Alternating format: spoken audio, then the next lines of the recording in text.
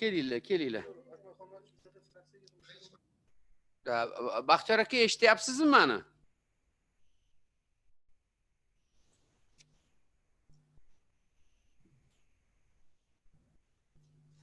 Eshitishmadi shekilli. Baxtiyor aka, eshityapsizmi meni? New York mu? Da, это Нью-Йорк. Eshitilyapti Akbar Xalmatovich. Assalomu alaykum. Baxtiyor aka, kecha siz Vazirlar Mahkamasini распоряженияsi chiqqan.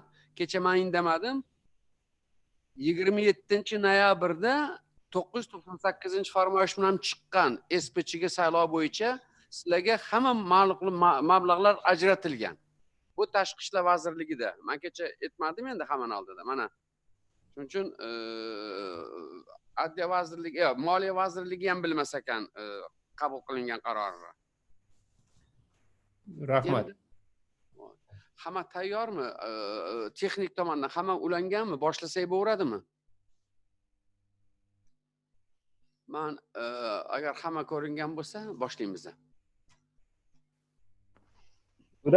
Good afternoon. This is Jesko. Thank you. Andaqa Helena Fraser bormi? Ana bitta ekranni ko'rsatinglar, hammasi ko'rinarmikin. Yes, I'm here. Helena bo'lsa, все. Helena, добрый день. Добрый день. Да. Helena, как мы договорились, я буду предоставлять слово нашим национальным. Вы будете нашим международным партнером. Я думаю, все в сборе, мы можем начать. Assalomu alaykum. Bugungi barqaror rivojlanish maqsadlarining ikkinchi global munozaralar ishtirokchilari.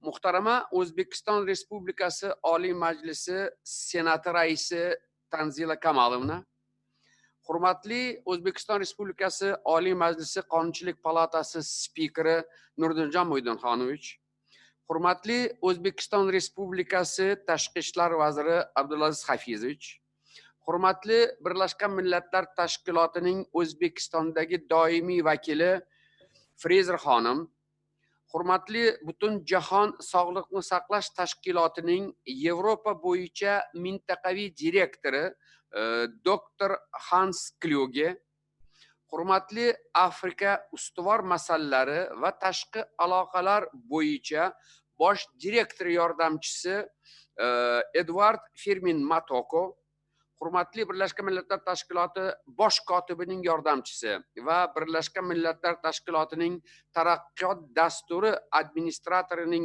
maxsus maslahatchisi Abdullah Mardia, hurmatli UNESCO vakili, madaniyat bo'yicha bosh direktor yordamchisi Ernesto Otton Ramirez janoblari, muhtarama Jahon Sog'liqni saqlash tashkilotining birlamchi tibbiy yordam bo'yicha maxsus direktori Suraya Dalil xonim, muhtarama Xalqaro mehnat tashkilotining Sharqiy Yevropa va Markaziy Osiyo davlatlari uchun byurosi direktori o'rinbosari Xolud Haldi xonim, hurmatli xalqaro tashkilotlar rahbarlari va vakillari, hurmatli Birlashgan Millatlar Tashkilotining O'zbekistondagi diplomatik korpus vakillari, muhtaram elchilar, hurmatli parlament a'zolari, hukumat a'zolari, vazirlar, xonimlar va janoblar.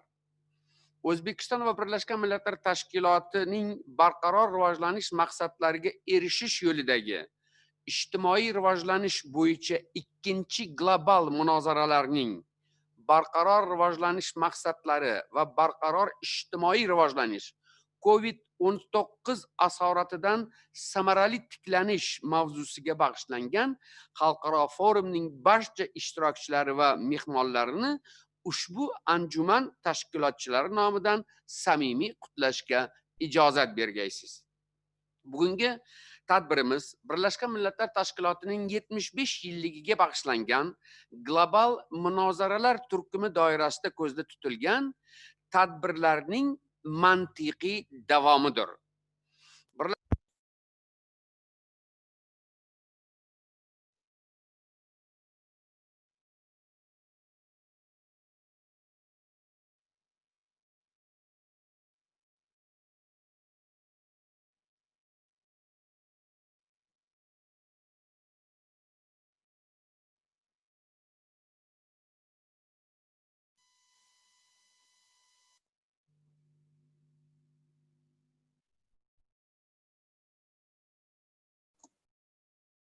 Dear colleagues, it seems we have a connection problem with the legislative chamber. Can the administrator please confirm? Over.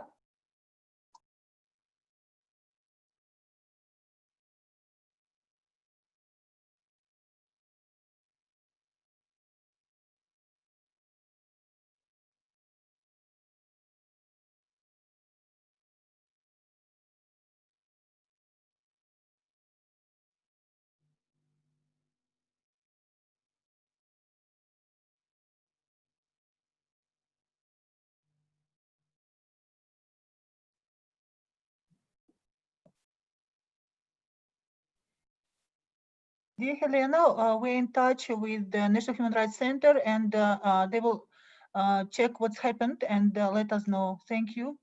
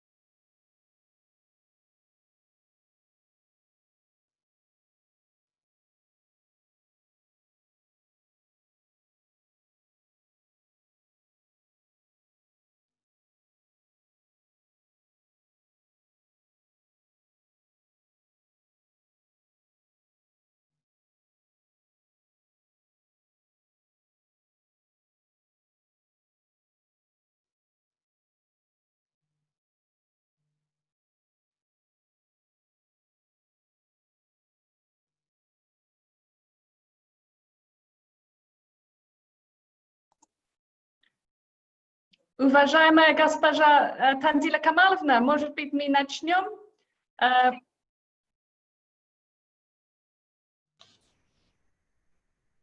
I think there is a connection problem to the National Human Rights Center, so I suggest that we move to an introduction of the first speaker today, Madam Tanzila Kamalovna Narbayeva, the chairperson of the Senate of the Oliy Majlis of the Republic of Uzbekistan. Over to you, Madam Narbayeva. Assalomu alaykum, hurmatli Akmal Xolmatovich, eshitmayotgan bo'lsalar ham, hurmatli Nurdinjon Mo'ydonxonovich, hurmatli Helena Fraser xonim, hurmatli Abdulaziz Hafizovich, xonimlar va janoblar, barcha xalqaro tashkilotlar vakillari. Bugun hamma davlatlar uchun muhim bo'lgan Birlashgan Millatlar Tashkilotining 75 yilligi kelajakka nigoh deb nomlangan turkum global muzokaralar doirasida barqaror rivojlanish maqsadlarining muhokamasiga bag'ishlangan video anjumanning barcha ishtirokchilarini parlamentning yuqori palatasi nomidan samimiy qutlayman. O'zbekiston uchun barqaror rivojlanish maqsadlariga erishish muhim ustuvor vazifa ekanligini yana bir marotaba men alohida qayd etmoqchiman. Bu sohadagi milliy maqsad va vazifalarning 2030-yilgacha bo'lgan davrda amalga oshirish uchun O'zbekiston Respublikasi Bosh vazirining o'rinbosari Qo'chqorov rahbarligida muvofiqlashtiruvchi kengash tuzilganligini hammangiz yaxshi bilasiz. Hukumatimiz tomonidan tasdiqlangan yo'l xaritasi izchillik bilan bugungi kunda amalga oshirilmoqda. Joriy yilning fevral oyida esa barqaror rivojlanish maqsadlariga erishishni ta'minlashda parlamentning tegishli komissiyasini ham tashkil qilganligimizni siz bilasiz.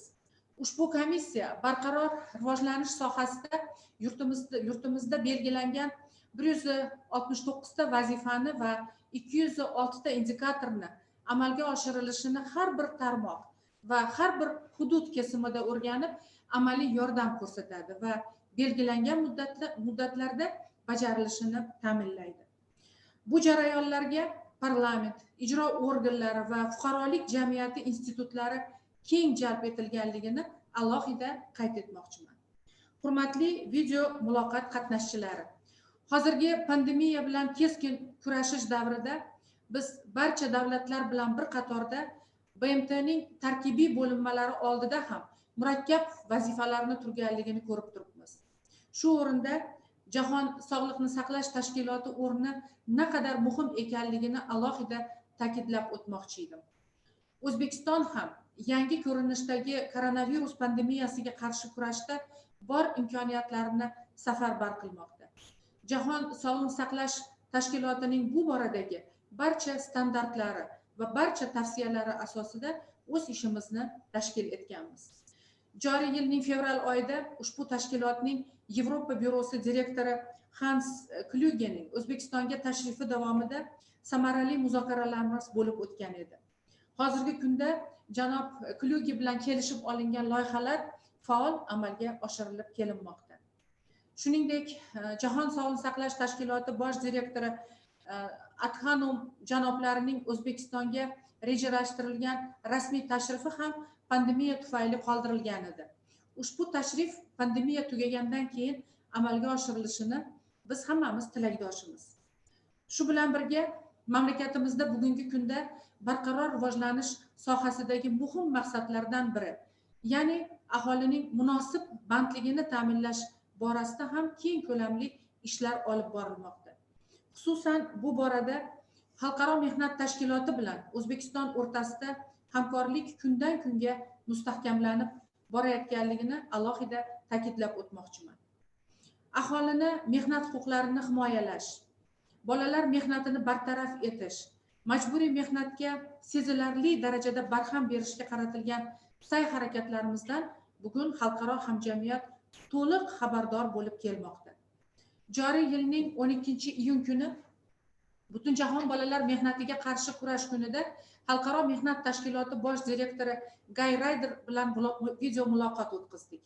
O'zbekiston va Xalqaro mehnat tashkiloti o'rtasidagi yaqin hamkorlikni yanada kuchaytirishga kelishib olindi. Guy Ryder janoblari shu yilning 8-iyul kuni Global Summitda O'zbekiston prezidenti Shavkat Mirziyoyevni murojaatnoma bilan qatnashishga taklif etgan edi. Alohida ta'kidlab o'tmoqchiman. O'zbekiston prezidenti Xalqaro mehnat tashkiloti tomonidan o'tkazilgan anjumanlarda birinchi marotaba qatnashdi va sammit ishtirokchilariga o'zining murojaatnomasini yo'lladi. Unda BMT shafeligida pandemiya davrida davlatlarning ixtiyoriy majburiyatlari to'g'risidagi xalqaro kodeksni qabul qilish taklifi ham kiritildi. Shu munosabat bilan davlatimiz rahbari ilgari surgan tashabbuslarni amalga oshirishga biz manfaatdor ekanligimizni yana bir bor ta'kidlamoqchiman. Hurmatli janoblar va xonimlar va janoblar, bugungi ikkinchi global diskussiya doirasida barqaror rivojlanish maqsadlarida ijtimoiy taraqqiyot masalalarining madaniyat, sog'liqni saqlash va mehnat sohalari bilan bog'liq bo'lgan muhim yo'nalishlari bo'yicha tadbirimiz sessiyalarida ishtirok etuvchi madaniyat ishlar vaziri, bandlik vaziri mana yurtimizda olib borilayotgan amaliy ishlar haqida ular batafsil aytib beradilar. Men o'ylaymanki, anjumanimiz natijalari hammamiz uchun foydali bo'ladi. Mana shu munosabat bilan barchangizga ishlaringizda kattadan katta muvaffaqiyatlar tilayman va hammamizga pandemiyadan eson-omon chiqib olishimizga tilak bildiraman. Salomat bo'linglar.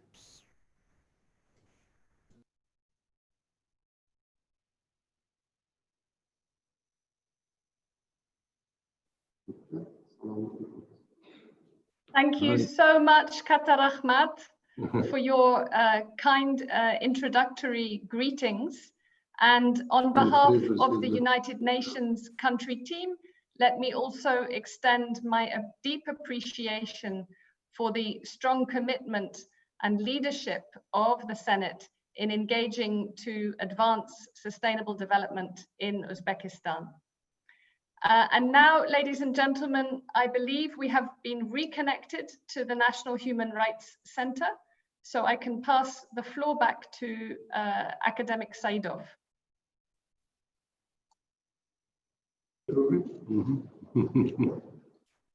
Assalomu alaykum muhtaram anjuman ishtirokchilari. Navbatdagi so'z O'zbekiston Respublikasi Oliy Majlisi Qonunchilik palatasining spikeri Nuriddinxon Muidinxonovga. Marhamat. Rahmat. Avvalambor anjuman ishtirokchilaridan uzrimizni so'raymiz. Bizda Qonunchilik palatasida kichkina texnik nima bo'ldi? Hozir hammasi joyiga tushdi. Akmal Xolmatovich Saidov hozir o'zi ishlab turgan joyga ketyaptilar. Bu yerda demak ishni davom ettiradilar. Yana bir bor assalomu alaykum. Hurmatli Tanzila Kamalovna, muhtaram Abdulaziz Hafizovich, hurmatli Birlashgan Millatlar Tashkilotining mamlakatimizdagi doimiy muvofiqlashtiruvchisi Helena Frezer xonim, hurmatli xalqaro tashkilotlar va mamlakatimizdagi xorijiy diplomatik korpuslari vakillari, hurmatli parlament a'zolari, hurmatli hukumat a'zolari, xonimlar va janoblar, avvalo ikkinchi global munozaralar ishtirokchilarini Qonunchilik palatasi nomidan qizg'in qutlashga ijozat bergaysizlar. Albatta, barqaror rivojlanish maqsadlari bu Birlashgan Millatlar Tashkilotining a'zo davlatlariga nisbatan dunyoning iqtisodiy, ijtimoiy va ekologik vaziyatini har tomonlama yaxshilashga qaratilgan global chaqirig'i bo'lib, u butun insoniyatning farovon turmushini yaxshilashga qaratilgan noyob hujjatdir. Mamlakatimizda amalga oshirilayotgan 2017-2021 yillarga mo'ljallangan harakatlar strategiyasining ustuvor yo'nalishlari ham barqaror rivojlanish maqsadlari bilan to'liq hamohangdir. Zero harakatlar strategiyasi barqaror rivojlanish maqsadlarini bajarish bo'yicha O'zbekistonning milliy yo'l xaritasi sifatida xizmat qilmoqda. O'zbekiston Respublikasi Prezidentining Oliy Majlisga yo'llagan murojaatnomasida mamlakatimizda mazkur barqaror rivojlanish maqsadlarini amalga oshirishda parlamentning roli alohida ta'kidlandi. Shu bois barqaror rivojlanish maqsadlariga erishish borasida parlament tomonidan ham qator ishlar amalga oshirilmoqda. Birinchidan, Oliy Majlis palatalari tomonidan 2030-yilgacha barqaror rivojlanish sohasidagi milliy maqsadlarni amalga oshirishni nazorat qilish bo'yicha parlament komissiyasi tuzildi. Bu haqda hozir Senatimizning raisi hurmatli Tanzila Kamalovna alohida batafsil to'xtalib o'tdilar. Ikkinchidan, bugungi kunda Oliy Majlisning quyi palatasi, ya'ni Qonunchilik palatasida Mehnat va ijtimoiy himoya qilish qo'mitasi, Sog'liqni saqlash qo'mitasi, fan va ta'lim, madaniyat masalalari bo'yicha 3 ta demak maxsus qo'mitalar mavjud. Shu bilan birga 2 ta komissiyamiz bor. Bu oila va ayollar komissiyasi hamda yoshlar masalalari bilan shug'ullanuvchi komissiyalar. Bular hozir faol demak parlament faoliyatida ishtirok etmoqdalar. Uchinchidan, O'zbekistonni barqaror rivojlantirishni ta'minlashga qaratilgan bir qator qonun hujjatlari ishlab chiqildi. Bu ishlar tizimli ravishda amalga oshirilyapti. Mana so'nggi 3 yilda ijtimoiy sohani rivojlantirishga oid 30 dan ziyod qonunlar qabul qilindi. Bularning ichida aytishimiz mumkin, mana fuqarolarning reproduktiv salomatligi saqlash to'g'risidagi, ilm-fan va ilmiy faoliyat to'g'risidagi, maktabgacha ta'lim, maktabgacha tarbiya to'g'risidagi, kasaba uyushmalari to'g'risidagi bunday qonunlarni biz juda ko'plab keltirishimiz mumkin. Mana shunday juda ko'p qonunlar qabul qilindi. To'rtinchidan, aholiga tibbiy xizmat ko'rsatishni, ijtimoiy himoya qilishni, madaniy sohani yanada yaxshilashni maqsadida Qonunchilik palatasi tomonidan parlament nazoratining barcha shakllaridan keng qo'llagan holda nazorat, tahlil tadbirlari amalga oshirilyapti. Jumladan mana sog'liqni saqlash, mehnat, bandlik, madaniyat vazirlarining o'z faoliyati to'g'risidagi axborotlari muntazam ravishda eshitib kelinmoqda.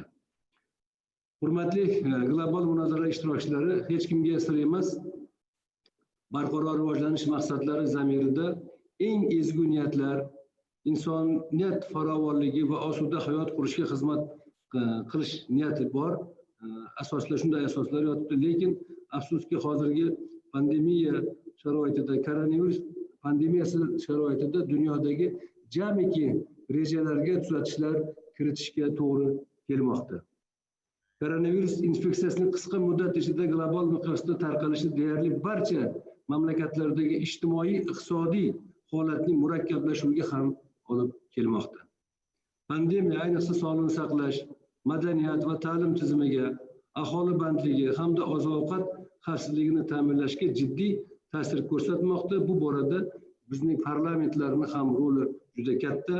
Bugungi diskussiya albatta mana shu sohadagi parlamentning roli, shu sohadagi har bir davlatning xalqaro tashkilotlar, davlat idoralarining roli bo'yicha juda yaxshi menimcha takliflar ilgari suriladi, juda yaxshi diskussiyalar amalga oshiriladi. Men Tanzila Kamolovna aytgan masalalarni to'liq qo'llab-quvvatlayman. Fursatdan foydalanib global anjuman ishiga muvaffaqiyatlar tilayman. Barchangizga sihat salomatlik. Ushbu tadbir ishida demak barchangizga muvaffaqiyatlar tilayman. E'tiboringiz uchun katta rahmat. Rahmat Nurdinxon Uydinxonovich, tabrik so'zlaringiz uchun. Va biz kelishganimiz bo'yicha endi xorijiy xalqaro tashkilotlarning vakillariga qutlov so'zlar berish uchun navbatni men Helena Frezer xonimga beraman. Marhamat Helena.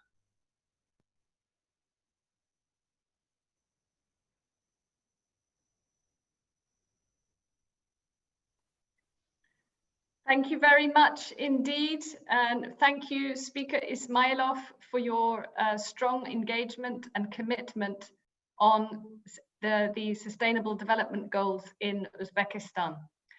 Ladies and gentlemen, it is now my pleasure to introduce a video message from His Excellency Dr. Tedros Adhanom Ghebreyesus, the Director General of the World Health Organization, who was elected in 2017 and is currently leading, as you know very well, the global multilateral health response to the COVID-19 pandemic. And now I request the colleagues to put on the video message from Dr. Tedros explicitly for this event. Thank you.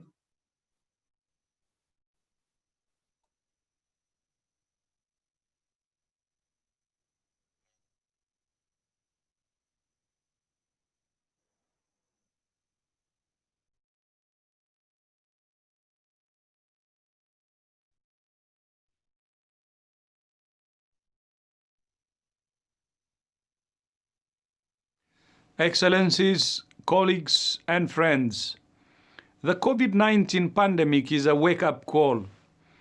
It exploits our vulnerabilities and inequalities and thrives within the gaps in health systems. Even before this pandemic, billions of people could not access health services or could not afford to pay for them. This has only become worse as COVID-19 has upended health systems, economies, and societies. Women, minorities, and other marginalized groups are often hit the hardest. The pandemic has reminded us that health is not a luxury item. It's the foundation of economic, social, and political stability. That means investments in emergency preparedness and response capacities are investments in our common future. Maintaining access to essential health services is critical to countries' recovery from COVID-19. We must learn to live with this virus. That means countries must determine how to deliver health services safely or offer alternative delivery models. Among the most critical of these are disruptions to immunization programs, which put millions of children at risk from preventable diseases. But the challenges we face cannot be an excuse to abandon hope.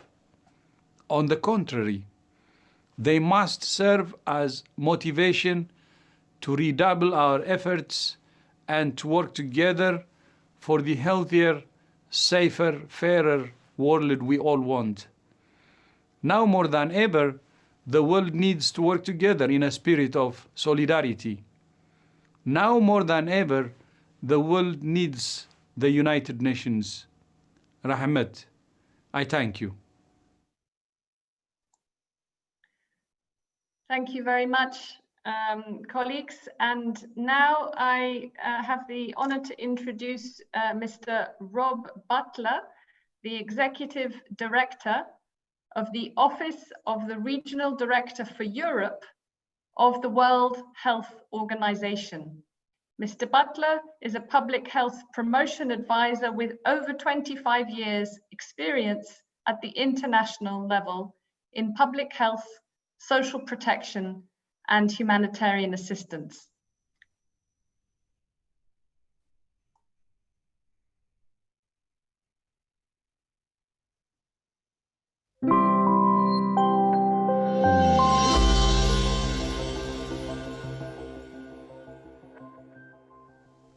Excellencies, colleagues, friends.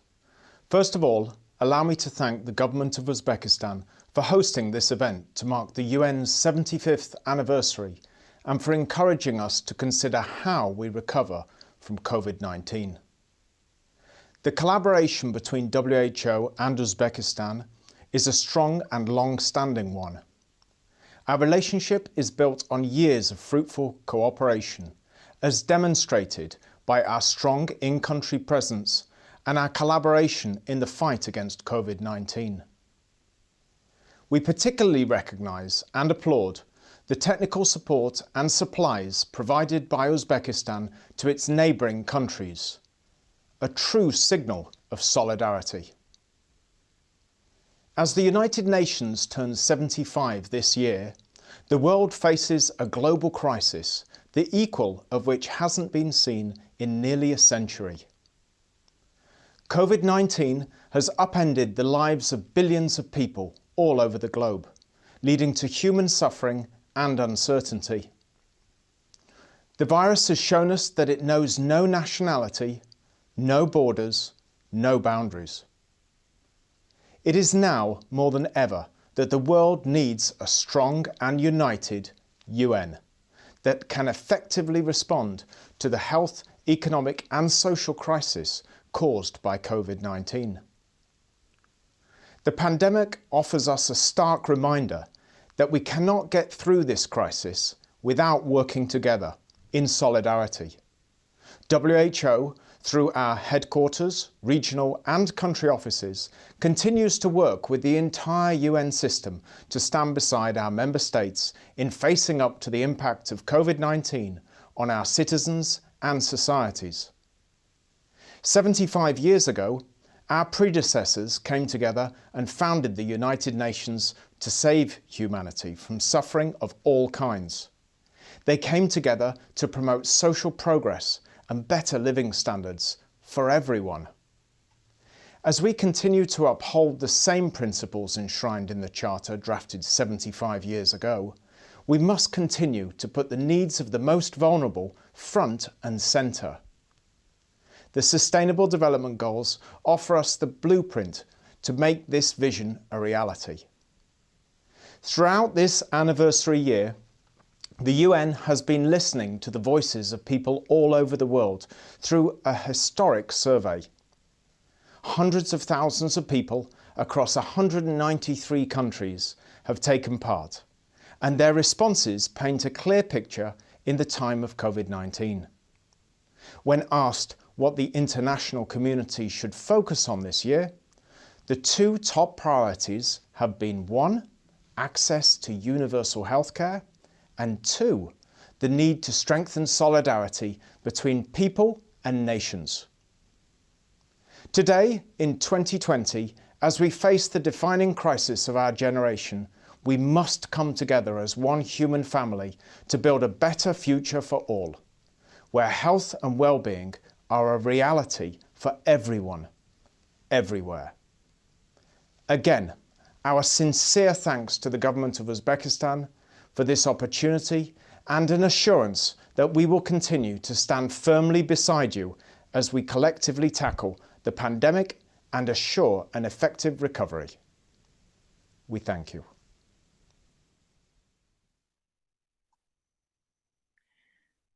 Thank you very much to the World Health Organization colleagues and to the Mr. Rob Butler for these inspiring words of solidarity.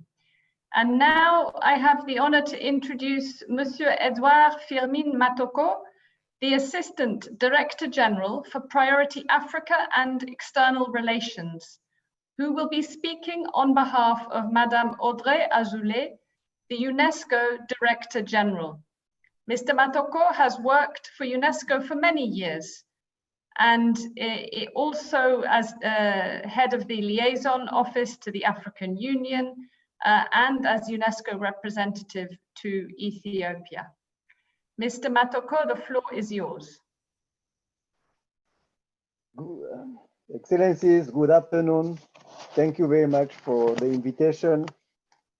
On behalf of Madame Azoulay, the Director General of UNESCO, it is my pleasure and an honor for me to be with you this afternoon. Excellency Ms. Tansila Narbayeva, Chairperson of the Senate, Excellencies, ladies and gentlemen, dear colleagues, it's important for us to be with you today. The purpose of this event is particularly important and timely in view of the current devastating health, economic, and social crisis spurred by the COVID-19 pandemic. The crisis, as Dr. Tedros already said, is not only affecting people's lives and health, it also negatively impacts on the social fabric of our society. As you know, UNESCO has immediately responded to the pandemic through a number of activities in all areas of its competence, with the aim to helping member states in creating stronger and more resilient communities while implementing SDGs. This year, when the United Nations is marking its 70th anniversary at a time of great disruption for the world, it is a moment to come together to discuss our priorities as a human family, to tackle the pandemic, to emerge stronger, and to build a better future for all. Therefore, on behalf of the Director General, on behalf of UNESCO, I therefore wish to commend the Republic of Uzbekistan and the government for organizing this series of global discussions which aim to look into the future. As you know, engaging on forward-looking reflection is at the heart of UNESCO's mission. This is particularly true in the field of education, where we're engaging in a bigger global reflection on the future of education, which aim at reimagining how knowledge and learning can shape the future of humanity and the planet. In communication information too, through the ongoing wide consultation on the ethics of artificial intelligence. UNESCO and the Republic of Uzbekistan has developed long-standing cooperation in many of these issues. I would like finally to express appreciation to the government of Uzbekistan for developing its national voluntary review on the implementation of SDGs, hence showing the country's strong commitment to the implementation of the 2030 agenda. Let me conclude also on a personal note by thanking Excellency Umid Shadiev, Ambassador, Permanent Delegate of Uzbekistan to UNESCO, who is working hard with UNESCO to strengthen our cooperation with Uzbekistan. Thank you very much and have a fruitful, I wish you a fruitful discussion. Thank you very much. Thank you very much indeed, Monsieur Matoko. We very much appreciate your joining this event in person and delivering remarks on behalf of the Director General in a strong sign of UNESCO's commitment and partnership with Uzbekistan. And now, ladies and gentlemen, it's my honor to introduce a video message from Mr. Heinz Woller, the Assistant Director General of the International Labour Organization,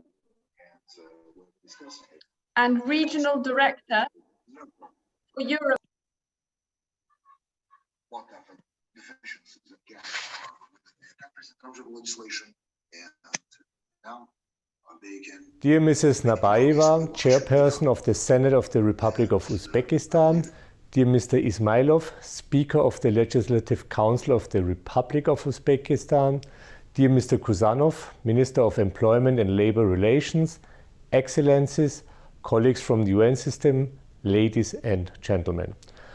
On behalf of Director General Guy Ryder, I wish to applaud the Uzbek authorities for convening this event and convey his best greetings. It is a timely and useful opportunity to connect with you also in a virtual way. I hope that you are all doing well in these difficult times. My memories from my visit with the Director General and my missions to Uzbekistan remain very vivid. They are a clear testimony of our close cooperation and joint work. In September 2019, the international community proclaimed a decade of action for the Sustainable Development Goals. At that time, we were already facing many challenges: unacceptable high levels of poverty, persistent decent work deficits, a rapidly worsening climate emergency, and the disturbing reality of youth employment. Today, we face another massive global challenge, COVID-19. The pandemic is not only a health crisis, but profoundly shaking economies and societies around the world. This crisis is posing a serious risk to take us further away from achieving SDG 8 on decent work and other related SDGs. At the ILO, we have mobilized all our means of action to help constituents from the very start of the pandemic. We have been working with countries around the region, including Uzbekistan, in assessing the labor market implications of COVID-19. We have designed policy interventions supporting enterprises, jobs and incomes. We have drawn up occupational safety and health assessment tools to identify and mitigate risks and guide a safe return to work. We have documented and supported national efforts in mobilizing, expanding and adapting existing social protection mechanisms. A week ago, we completed a very successful, very ambitious global summit on COVID-19 and the world of work, composed of regional and global events. I want to thank Minister Kusanov for his substantial contribution to our regional event. We heard from more than 70 global leaders how countries are responding to the pandemic to protect their people's health and livelihoods. We also heard confirmations that the ILO Centenary Declaration for the Future of Work is a central beacon that guides a strong human-centered policy response to COVID-19. And we realized that this crisis needs an inclusive, coordinated and effective multilateral response. The ILO and our Uzbek partners have been working closely together over the last decade, targeting unacceptable forms of work. Uzbekistan continued to demonstrate significant progress in eradicating child labor and forced labor. But ILO's and Uzbekistan cooperation goes far beyond child labor and forced labor. Uzbekistan has shown political commitment and leadership, not least by ratifying important ILO conventions and core labor standards. Uzbekistan has improved its engagement with local civil society. It has addressed issues around wages and working conditions. It continues focusing on the most pressing issues of the Uzbek labor market, supporting the most vulnerable and drawing on a renewed spirit of social dialogue and international cooperation. COVID-19 has actually reinforced our successful collaboration to facilitate the recovery and to build back better. The ILO stands ready to support the government and the social partners on your path to accelerate again progress in achieving the SDGs. This includes the development of the new Decent Work Country program that will focus on achieving nationally SDGs 1 and 8. We strongly believe that this work will bring key contributions to the new United Nations Sustainable Development Cooperation Framework for 2021 to 2025. I wish you the best in your discussions. Stay safe and stay connected. Thank you. And thank you very much to Assistant Director General Heinz Koller for emphasizing the strong leadership of the government of Uzbekistan on labor issues, social dialogue, and commitment to partnership in building back better after the pandemic. Ladies and gentlemen, that brings us to the end of our keynote greetings and to the beginning of session 1, which is focused on Uzbekistan and the Sustainable Development Goals, how the country is redoubling its efforts to achieve the SDGs despite the COVID-19 pandemic. And our first speaker is Mr. Abdullah Mardia, UN Assistant Secretary General and Special Advisor to the UNDP Administrator. He was appointed to this role 2 years ago, and last year in October, he visited Uzbekistan and attended the high-level conference on the Aral Sea in Nukus. I'm pleased to note that Mr. Mardia has repeatedly mentioned to me and to my colleagues in UNDP since that time that Uzbekistan holds a special place in his heart. And so it was with great pleasure that he accepted the invitation to speak today about implementing the Sustainable Development Agenda in the context of the coronavirus. And I now request the colleagues to open his message. Thank you.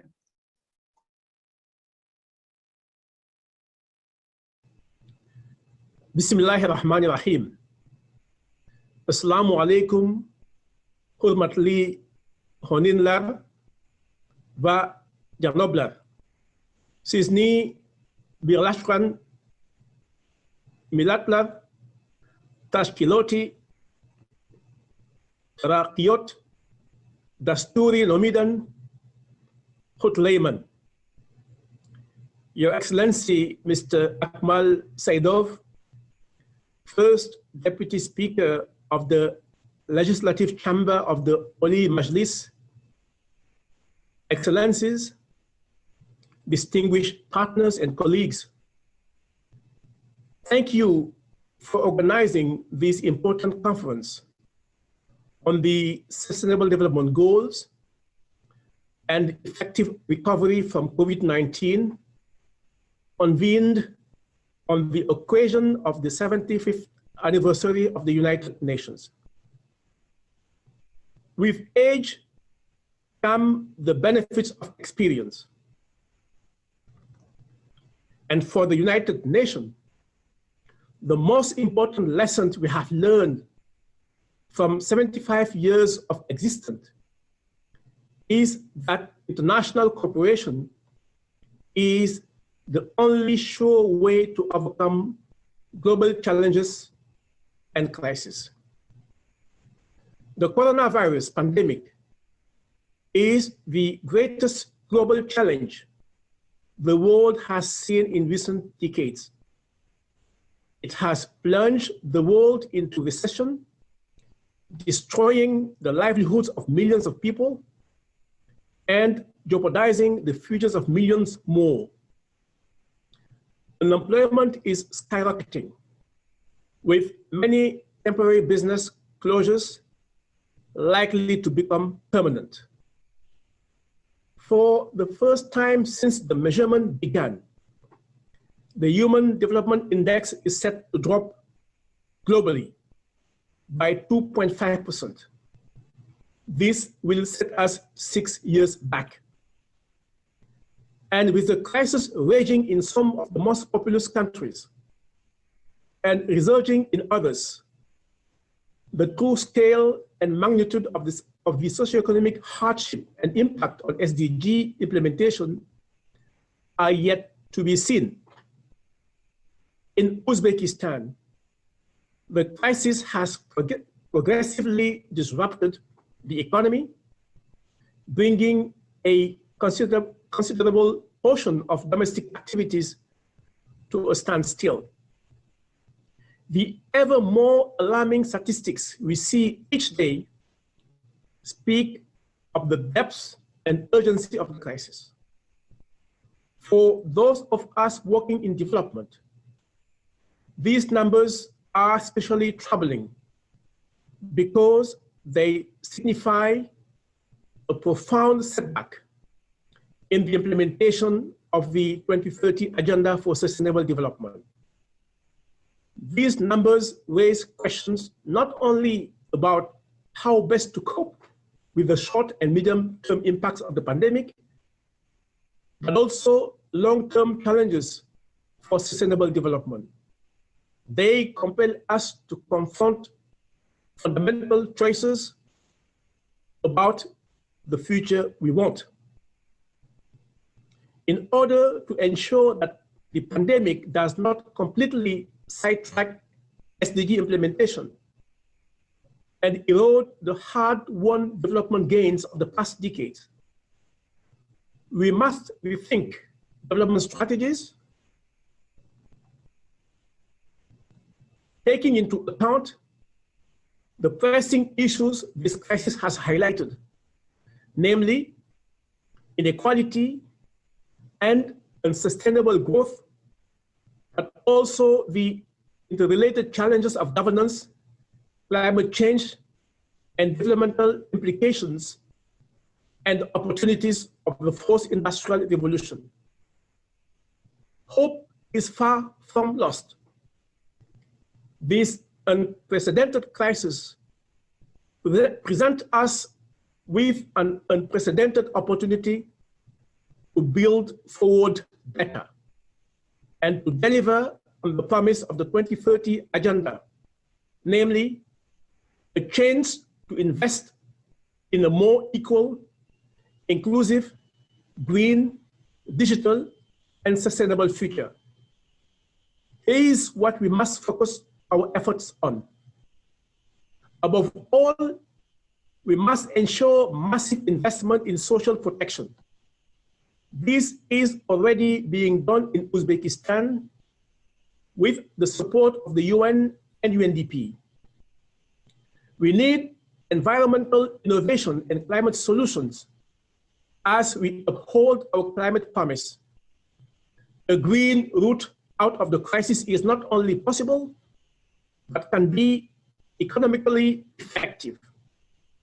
To look for the best approaches and opportunities for green recovery in Uzbekistan, a dedicated forum will take place next month, organized by Undp and key national institutions. To overcome the limits of the current development practices, we must invest in innovations and digitalization. This resonates with the policy direction and action of Uzbekistan. Undp is proud to support the country on its digital journey.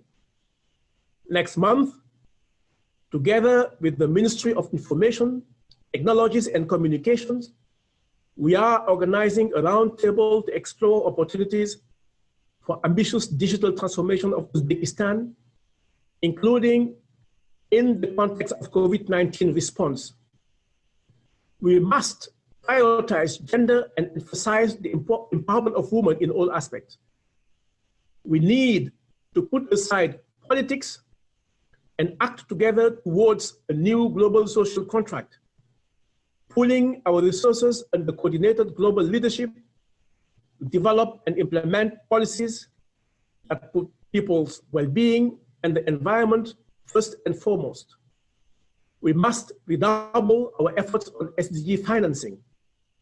This work is well underway in Uzbekistan, where Undp and other agencies are supporting the country on establishing the integrated national financing framework. Only by tackling issues together, we can recover trust and hope in development and achieve the goals of the decade for action for the SDGs. In conclusion, I would like to once again congratulate you on the 75th anniversary of the United Nations and use this opportunity to thank the government of Uzbekistan for our excellent cooperation. UNDP remains committed to continue working side by side with Uzbekistan to accelerate progress on the 2030 agenda and the Sustainable Development Goals. Eti Borin Giz Ushun Kata Rahmat. Thank you for your attention.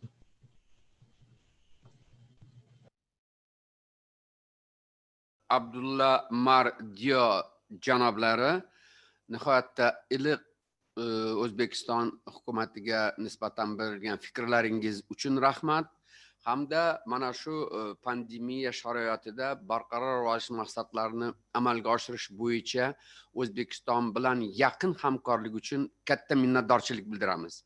Xabaringiz bor, biz o'tgan haftada O'zbekiston hukumati Birlashgan Millatlar Tashkilotining ijtimoiy va iqtisodiy kengashida o'zining Birlashgan Millatlar Tashkiloti barqaror rivoj maqsadlarini amalga oshirish bo'yicha O'zbekistonning birinchi ixtiyoriy milliy sharhlarini yoki hisobotini topshirdi. Mana shu juda ham biz o'sha Birlashgan Millatlar Tashkilotining taraqqiyot dasturi bilan O'zbekistonda Matilda xonim bilan juda ham biza yaqin hamkorlik qilamiz va mana shu tayyorlangan yozma matnni biz taklif qilamizki 3 tilda chop etsak. O'zbek, rus va ingliz tillarida. Bu biz rus tilida Birlashgan Millatlar Tashkilotining rasmiy tillari sifatida ekososga taqdim etganmiz. Agar buni biz 3 tilda chop etsak, O'zbekiston tajribasi ham masalan ko'pchilik davlatlar uchun ko'riladi. Undan tashqari men yana bitta fikrni aytmoqchi edim. Boya janob iyulda bo'lib o'tgan global sammitiga O'zbekiston Respublikasi prezidenti muhtaram Shavkat Mirziyoyev o'zlarining qutlovlarini jo'natib, bitta nihoyatda muhim tashabbus bilan chiqdilar. Bu tashabbus quyidagicha nomlangan edi. Pandemiya davrida davlatlarning ixtiyoriy majburiyatlari bo'yicha xalqaro kodeks ishlab chiqarish tashabbusi bilan chiqdilar. Bu yangi g'oya. Mana shu o'ylaymanki, bu mana shu nima deydi, har bir davlat shunday qiyin sharoitda o'zining ham mamlakat aholisi, ham xalqaro hamjamiyat oldidagi majburiyatlari bo'yicha nuqtai nazarini belgilab olish kerak. Agar shunday xalqaro kodeks qabul qilinadigan bo'lsa, men o'ylaymanki, juda ham yaxshi bo'lardi. Keyin janob Abdullah Mardia juda ham to'g'ri aytdingiz. Hozirgi kunda, ayniqsa pandemiya davridan keyin global shartnoma o'ziga xos masala jahon hamjamiyatini a'zolari o'rtasida juda ham muhim ahamiyatga ega. Muhtaram bugungi global muzokaralar ishtirokchilari. Endi birinchi sessiyadan O'zbekiston tomonidan 2ta ma'ruzachi ishtirok etishadi.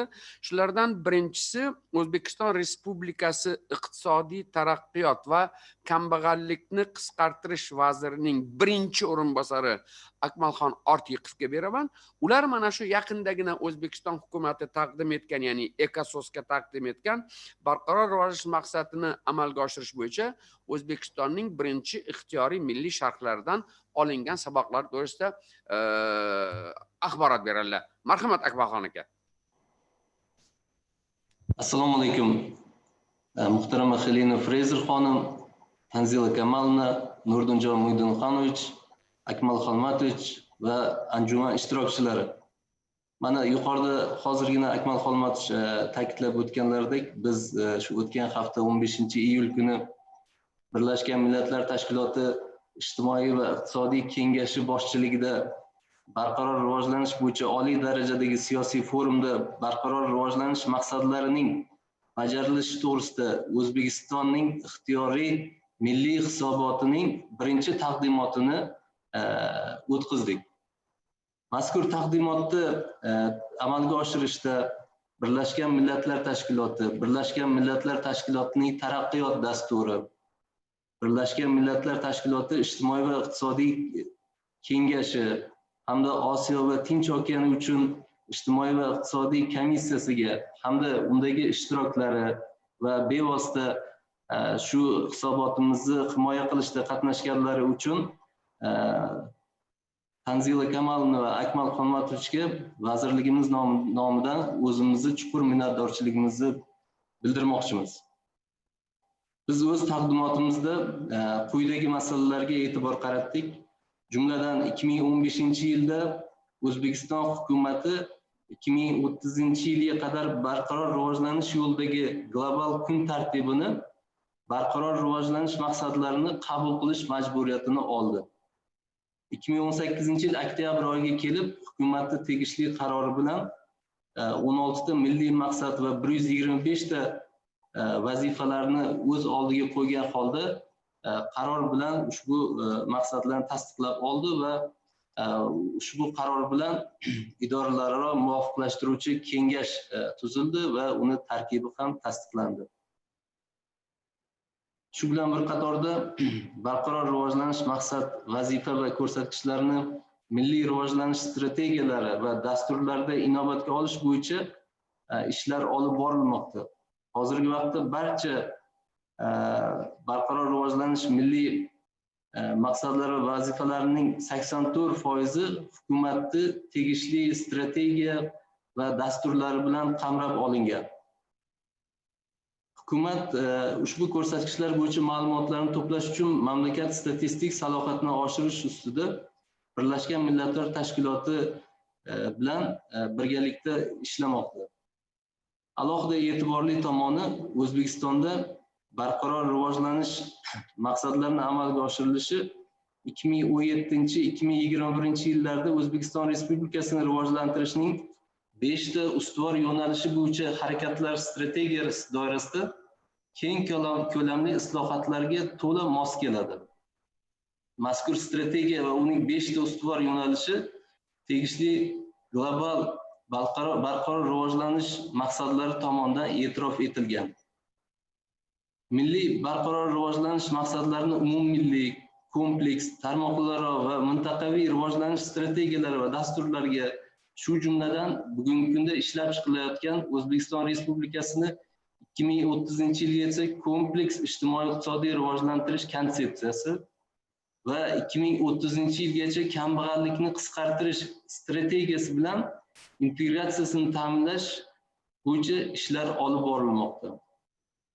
Hukumat tomonidan islohotlarning natijadorligini 23 ta global reyting indekslari, shu jumladan O'zbekiston hozirgi kunda 162 davlat orasida 52 o'rinni egallagan barqaror rivojlanish maqsadlari global reytingi orqali monitoring qilib borilishi taqdimot davomida qayd etib o'tildi.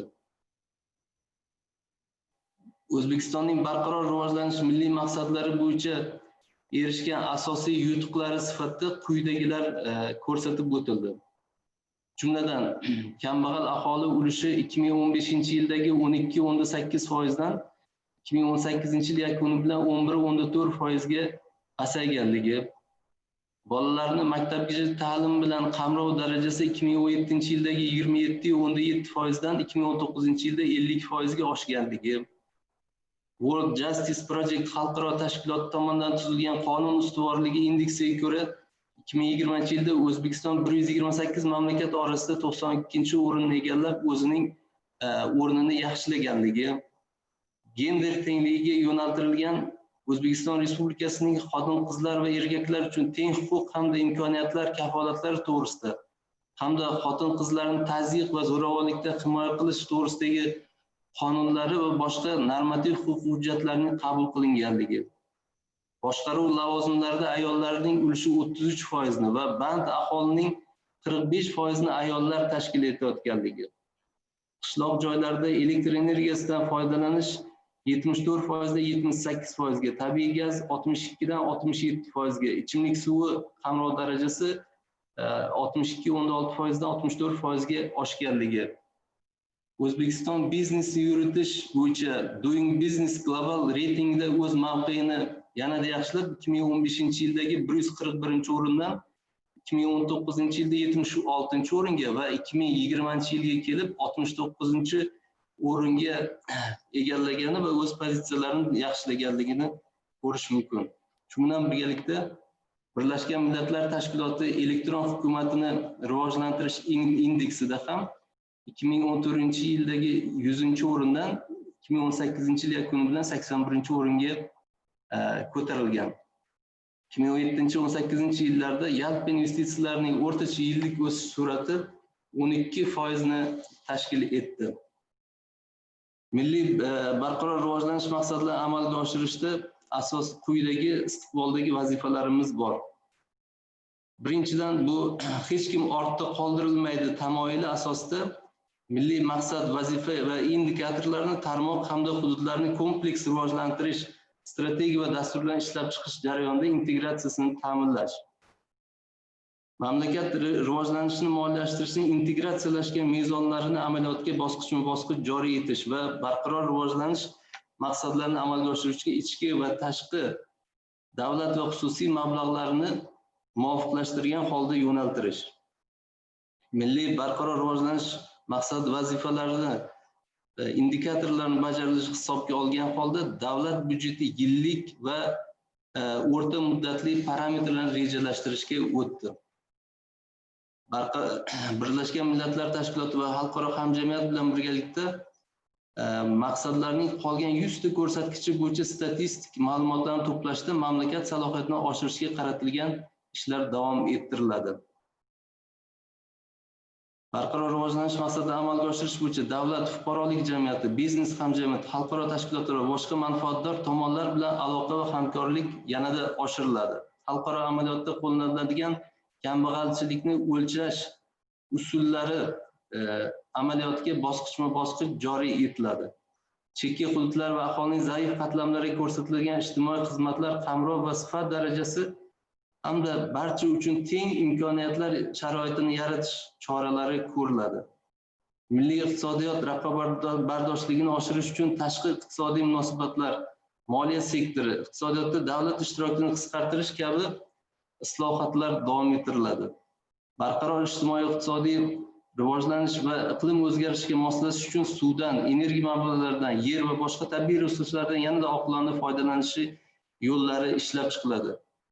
Muhtaram anjuman ishtirokchilari, yuqorida ta'kidlab o'tilgandek, koronavirus pandemiyasi sharoitida mazkur maqsadlarimizga erishishi yana bir marta ko'rib chiqish va bunga erishishni tezlashtirish bo'yicha qanday ishlar amalga oshiramiz degan masalaga to'xtalib o'tadigan bo'lsak, bevosita mamlakatimizda shu koronavirus pandemiyasi boshlangan birinchi kundan iqtisodiyotni qo'llab-quvvatlash, aholining kam ta'minlangan, ehtiyojmand qatlamini mana shu sharoitda qo'llab-quvvatlash bo'yicha juda ham keng ko'lamli ishlar amalga oshirilmoqda. Mana agar 15-mart kuni birinchi karantin choralari boshlangan bo'lsa, O'zbekiston Respublikasi Prezidentining 19-mart kuni birinchi farmonlari qabul qilindi va koronavirus pandemiyasi natijalarini, oqibatlarini yumshatish bo'yicha iqtisodiyotni qo'llab-quvvatlashga qaratilgan choralar belgilab o'tildi. Shundan biri mana kuni kecha ham 20-iyul kuni yana bitta farmonga imzo chekdilar, shu iqtisodiyotni qo'llab-quvvatlash. Iltimos, reglamentga bu hamma umumiy gaplarni gapiryapsiz Akmalxon aka. 16-martda 20-ma'ruza bo'yicha qisqa tugatsangiz iltimos. Demak, bugungi kungacha mana shu iqtisodiyotni qo'llab-quvvatlash bo'yicha jami 49 trillion so'mlik mablag'lar yo'naltirildi. Bu 5 milliard dollarga yaqin summa degani bu bevosita xarajatlarni moliyalashtirish va iqtisodiyotda shu kreditlarni ajratish va kredit portfelini qo'llab-quvvatlash bilan bog'liq tadbirlarga, bunda demak sog'liqni saqlash tizimini qo'llab-quvvatlashga 1.3 trillion so'm, 120 million dollar atrofida, aholini ijtimoiy qo'llab-quvvatlashga va ishsizlarni jamoat ishlariga jalb qilish bo'yicha qariyb 600 milliard so'm, infratuzilmaviy loyihalarni moliyalashtirishga 1.1 trillion so'm, iqtisodiyot tarmoqlari va korxonalarini subsidiyalashga 2.2 trillion so'm, tadbirkorlik subyektlarini mana shu pandemiya sharoitida moliyaviy ta'minotni yaxshilash uchun aylanma mablag'lar bilan berishga qariyb 15 trillion so'm mablag', mikrokreditlarni ajratishga 1 trillion so'm miqdorida moliyaviy yordamlar ajratildi. Biz mana shu sharoitda muhtaram prezidentimiz hammamiz oldimizga qo'yganlar, pandemiya sharoitida yashash va ishlashga o'rganish kerak va ishlarni davom ettirish kerak degan maqsaddan kelib chiqqan holda o'z ishlarimizni yana bir marta ko'rib chiqib, barqaror rivojlanish maqsadlariga erishish bo'yicha barcha hamkorlar bilan ishlarni davom ettiramiz. E'tiboringiz uchun katta rahmat. Rahmat Akmalxon aka. Iltimos, men qolgan milliy ma'ruzalardan 17 minut gapirdingiz. Endi umumiy gaplarni gapirishni qo'ysak, iltimos. Aniq, masalan, men keyingi ma'ruzalardan so'rayman, 7-8 minutdan oshirmaymiz. Biz yarim soatga chiqib ketdik reglamentimizdan. Muhtaram bugungi anjuman ishtirokchilari yana bitta narsa, barqaror rivojlanish maqsadlarining yana bitta jihati, hamma 16 ta maqsad ham inson huquqlariga bog'langan. Mana shu inson huquqlarida birlashgan barqaror rivojlanish maqsadlarining inson huquqlari ko'rsatkichlari qanday bajarilayotganligi bo'yicha men so'zni inson huquqlari bo'yicha O'zbekiston Respublikasi Milliy markazi direktorining birinchi o'rinbosari Abdullah Tilaboyevga beraman. Marhamat. Assalomu alaykum, hurmatli global munozaralar ishtirokchilari. Haqiqatda barqaror rivojlanish maqsadlari bevosita inson huquqlari bilan bog'langan. Mana aniqroq aytadigan bo'lsak, 169 ta vazifadan 92% inson huquqlari bo'yicha u yoki bu xalqaro hujjatda o'z aksini topgan. Mana global kun tartibida inson huquqlari barcha uchun amalga oshirishga intilish tamoyili ijrosiga qaratilgan bo'lib va bevosita bu xalqaro hujjatlar qoidalari shu 17 ta maqsadda belgilangan. Xususan 16 maqsadini ko'radigan bo'lsak, shaxsiy va siyosiy huquqlarni qamrab olib, shaxsiy xavfsizlik, odil sudlovga erishish va asosiy erkinliklar sohasida institutsional islohotlarni ko'zda tutmoqda. Umuman olganda, o'rtacha har yili davlatlar Birlashgan Millatlar Tashkilotining inson huquqlari bo'yicha monitoring mexanizmlaridan 70 dan ortiq tavsiyalar olishadi. Xususan 13 yil mobaynida faoliyat yuritayotgan universal davriy hisobot UPR mexanizmini tahlil qiladigan bo'lsak, bugungi kunga qadar davlatlar uchun 68 mingdan ortiq tavsiyalar ishlab chiqilgan ekan. O'zbekiston misoliga qaraydigan bo'lsak, BMTning shartnomaviy qo'mitalari, maxsus ma'ruzachilari hamda universal davriy hisobot mexanizmi doirasida 868 ta tavsiya bildirilgan bo'lib, ularning 460 tasi, ya'ni 53% bevosita BRM, ya'ni barqaror rivojlanish maqsadlari bilan bog'liqdir. Jumladan 2018-yilda O'zbekiston 3-hisobotini taqdim etildi. UPR mexanizm doirasida bunda 212 ta tavsiyalar berilgan edi va barqaror rivojlanish maqsadlarining 5 ta maqsadi, ya'ni 4-chi, 5-chi, 8-chi, 10-chi va 16-chi maqsadlari aksariyati shu tavsiyalarda o'z aksini topgan.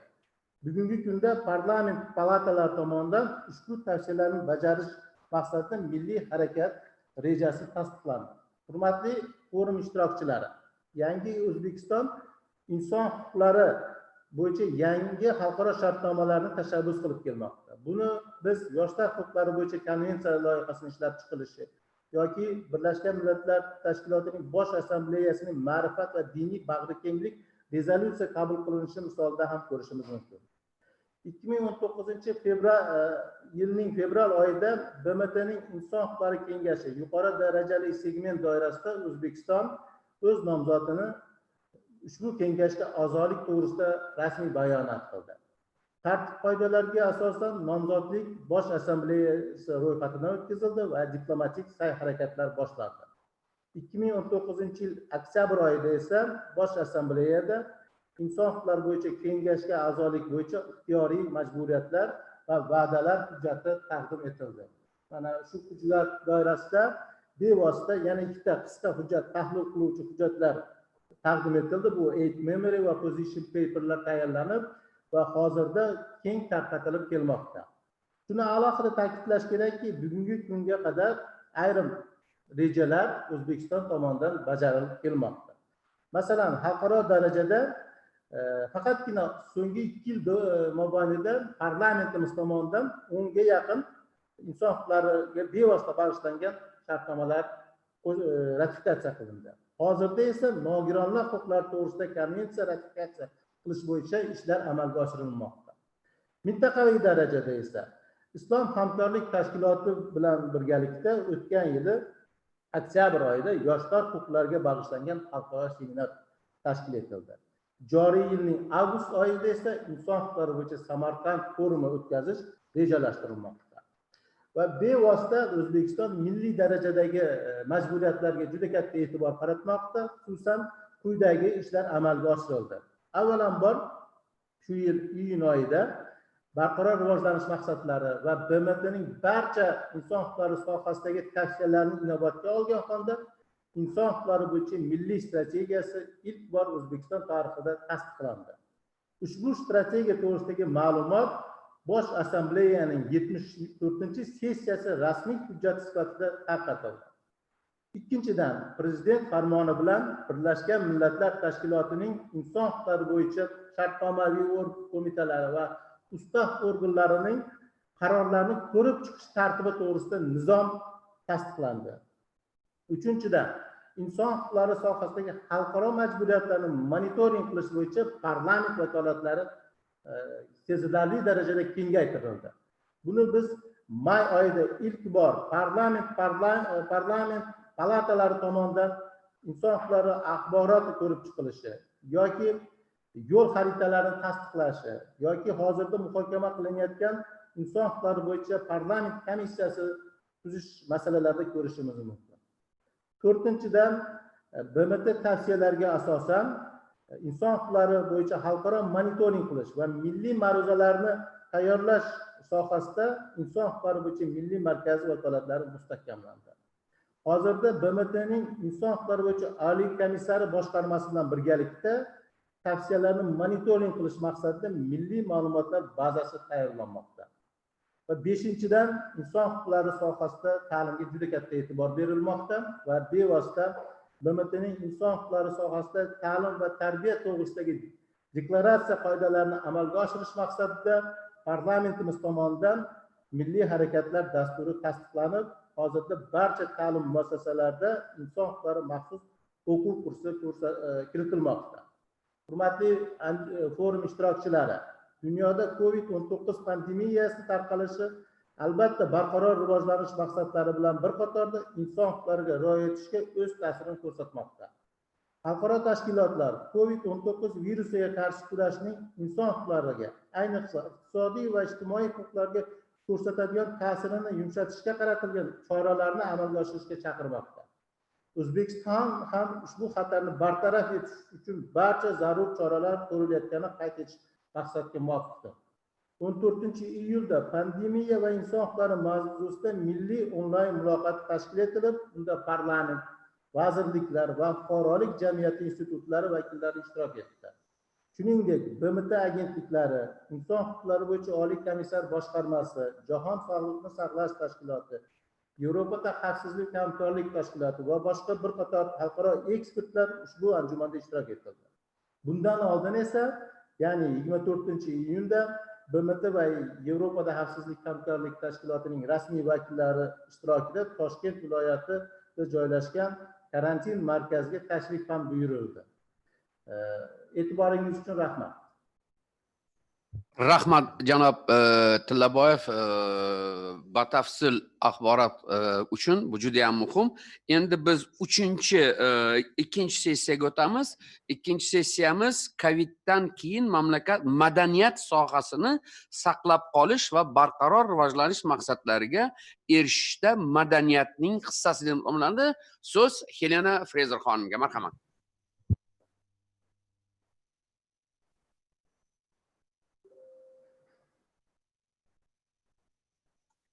Thank you very much indeed. And it's my great pleasure to introduce Mr. Ernesto Otone Ramirez, the Assistant Director General for Culture from UNESCO. Prior to this position, Mr. Otone Ramirez served as Chile's first Minister of Culture, Arts and Heritage. And Mr. Otone Ramirez will speak about tangible and intangible cultural heritage as a driving force in achieving the SDGs and the consequences of the coronavirus pandemic in this connection. Thank you.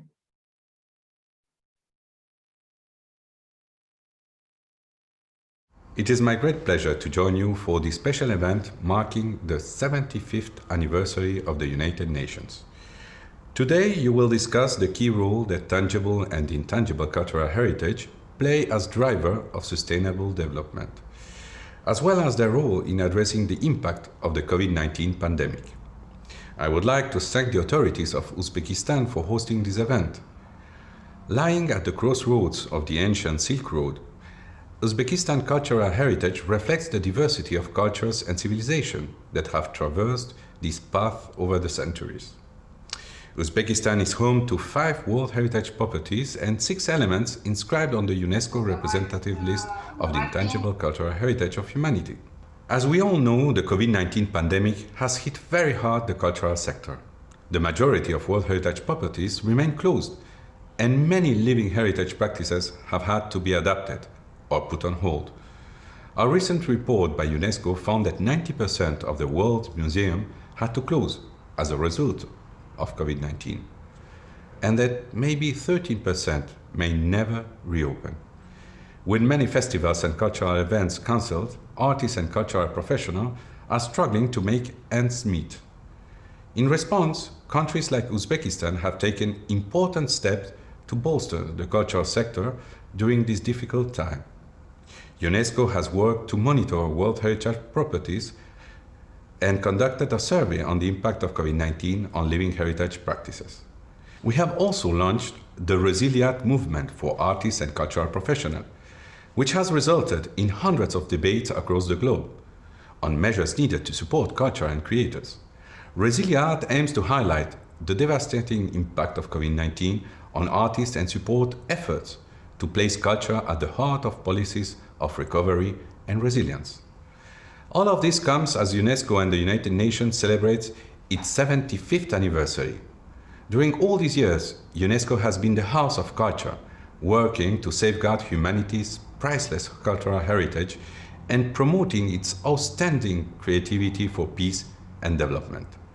At a time when the challenges we face have never been more complex, we need culture to bring us together, to help us imagine the next normal, to protect our planet and to promote development that leaves no one behind. Culture provides a sense of identity and meaning, makes community more resilient and cities more innovative. At the same time, cultural heritage and creativity play a critical role in reducing poverty by creating jobs and nurturing well-being. Culture is crucial for development and will be fundamental to post-COVID-19 recovery efforts.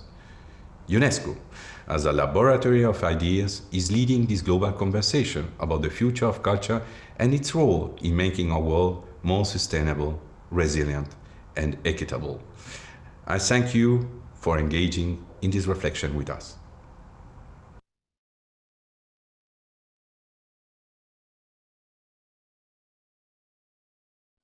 Rahmat Ernesto Otton Ramirez janoblari nihoyatda qiziq ma'ruzangiz uchun O'zbekiston va UNESCO o'rtasida moddiy va nomoddiy merosni saqlash va bu undan tashqari boshqa UNESCOning 4 ta yo'nalishda ham nihoyatda yaqin hamkorlik aloqalarimiz o'rnatilgan va bu sohadagi o'zaro majburiyatlarni bajarishni biz ishchillik bilan davom ettiramiz. Endi mana shunday O'zbekistonning madaniy merosi, barqaror rivojlanish maqsadlariga erishishdagi hissasi va O'zbekiston COVID-dan keyin madaniyat sohasini qanday qo'llab-quvvatlaydi degan mavzuda O'zbekiston Respublikasi madaniyat vaziri janob Nazarbekovga so'z. Marhamat, Ozodbek aka.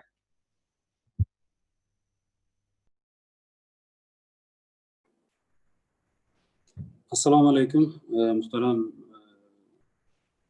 konferensiya ishtirokchilari. Fursatdan foydalanib, Birlashgan Millatlar Tashkilotining 75 yilligi bilan barchani chin qalbimdan tabriklayman. Bugungi mana shu anjuman juda ham haqiqatda eng dolzarb ayni paytda. Yuqorida juda ham yaxshi gaplar, madaniyat, umuman inson hayotidagi madaniyatni o'rni haqida juda ham ajoyib, o'rinli gaplar gapirildi. Men fursatdan foydalanib, avvalo Birlashgan Millatlar Tashkiloti tomonidan dunyo mamlakatlari uchun 1000 yillik rivojlanish maqsadlari hamda barqaror rivojlanish maqsadlari deb nomlangan umumbashariy dasturlarning qabul qilinganligini va behad samarali amalga oshirilib kelayotganligini e'tirof etamiz. Shu bilan birga keyingi yillarda Birlashgan Millatlar Tashkiloti va O'zbekiston hamkorligi tomoni yangi bosqichga ko'tarilganligini alohida ta'kidlashimiz lozim.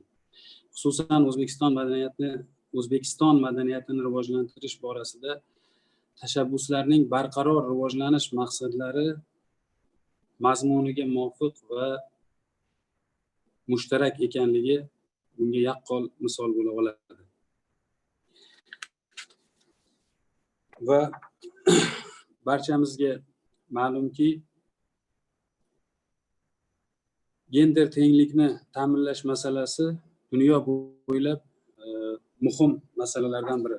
O'zbekiston Respublikasi Madaniyat vazirligida ham xotin-qizlar va erkaklar uchun teng huquqlilik imkoniyatlarini ta'minlash masalalari bo'yicha maxsus maslahat kengashi tuzilgan. Insonlarning o'z haq-huquqlarini anglab yetishlarida madaniyat va san'atning alohida o'rni bor. Respublika teatrlarida gender masalalariga bag'ishlangan bir qator spektakllar mavjud bo'lsa-da, ushbu mavzularda asarlarning 2020-yil repertuar rejalariga kiritilishi va sahnalashtirishlariga alohida e'tibor qaratilmoqda. Baxt muvozanatda, gender tengligi kabi bir necha ijtimoiy roliklar, ssenariylarda ham televizion loyihalar ishlandi va keng jamoatchilik e'tiboriga taqdim etildi. Mana qadrli do'stlar, men gapimni umuman qisqaroq qilish ma'nosida aytib o'tmoqchiman. Mana shu oxirgi muhtaram prezidentimizning 26-may kungi farmonlari, ya'ni jamiyat hayotida madaniyat va san'atning o'rni va ta'sirini yanada oshirish chora-tadbirlari to'g'risidagi farmonini hammamiz yaxshi bilamiz. Mana shu farmonda ham aynan mana shu O'zbekiston madaniyatini mana shu pandemiya davridan keyin qanday bir keskin yuqori bosqichlarga ko'tarilishi aynan mana shu farmonning bandlarida o'z aksini topgan. Ya'ni bu qaysi? Eng avvalo bizda bir necha yillardan beri o'zini yechimini kutib yotgan, ayniqsa mana shu mualliflik huquqini himoya qilinishi. Bu borada alohida bir bandi keltirilgan, ya'ni o'sha nodavlat notijorat tashkilot tashkil etilib va yurtimizdagi barcha mualliflarni, demak, mualliflik huquqlarini himoya qilish demak nazoratini olib borish, ya'ni buni doimiy nazorat qilib borish va buni amalga oshirish mexanizmini nazorat qilib borish bu Madaniyat vazirligiga yuklatilyapti. Bu ham alohida e'tiborga va e'tirofga sazovor ishlardan biri bo'ladi. Va yana bir narsa, mana shu majburiy mehnat masalasida ham bir narsani aytib o'tishim kerakki, bizda ko'pincha mana shu ko'p tadbirlar, musiqiy tadbirlar, katta tadbirlar asosan reja asosida emas, ya'ni o'sha ko'p holatlarda to'satdan yo juda ham rejalashtirilmagan holda amalga oshirilar edi. Buni ham demak butun respublika bo'yicha bo'lib o'tadigan tadbirlarni poytaxtdan to eng quyi tumangacha demak kalendar rejalarini, madaniy tadbirlarning kalendar rejalarini tasdiqlash va buni Madaniyat vazirligi bilan kelishgan holda har bir tuman, umuman hokimliklar, tizim, boshqa tashkilotlar, barcha davlat tashkilotlari, davlat organlari, hamma tashkilotlar o'sha o'zlarini demak bir yil davomida rejalashtirgan madaniy tadbirlarini yillik kalendar rejasini tashkil etishi. Bu ham o'z navbatida o'sha ijodkorlarning haq-huquqlarini himoya qilishni juda bir yaqqol namunasi deb ayta olaman. Va shu jumladan yana ajoyib oldimizga qo'ygan bir juda katta bir yangiliklarimizdan aytishimiz mumkinki, musiqa sanatimizning xira tortmas ko'zgusi hisoblangan maqomchilik san'atini rivojlantirish maqsadida Yunus Rajabiy nomidagi Milliy musiqa instituti tashkil etildi.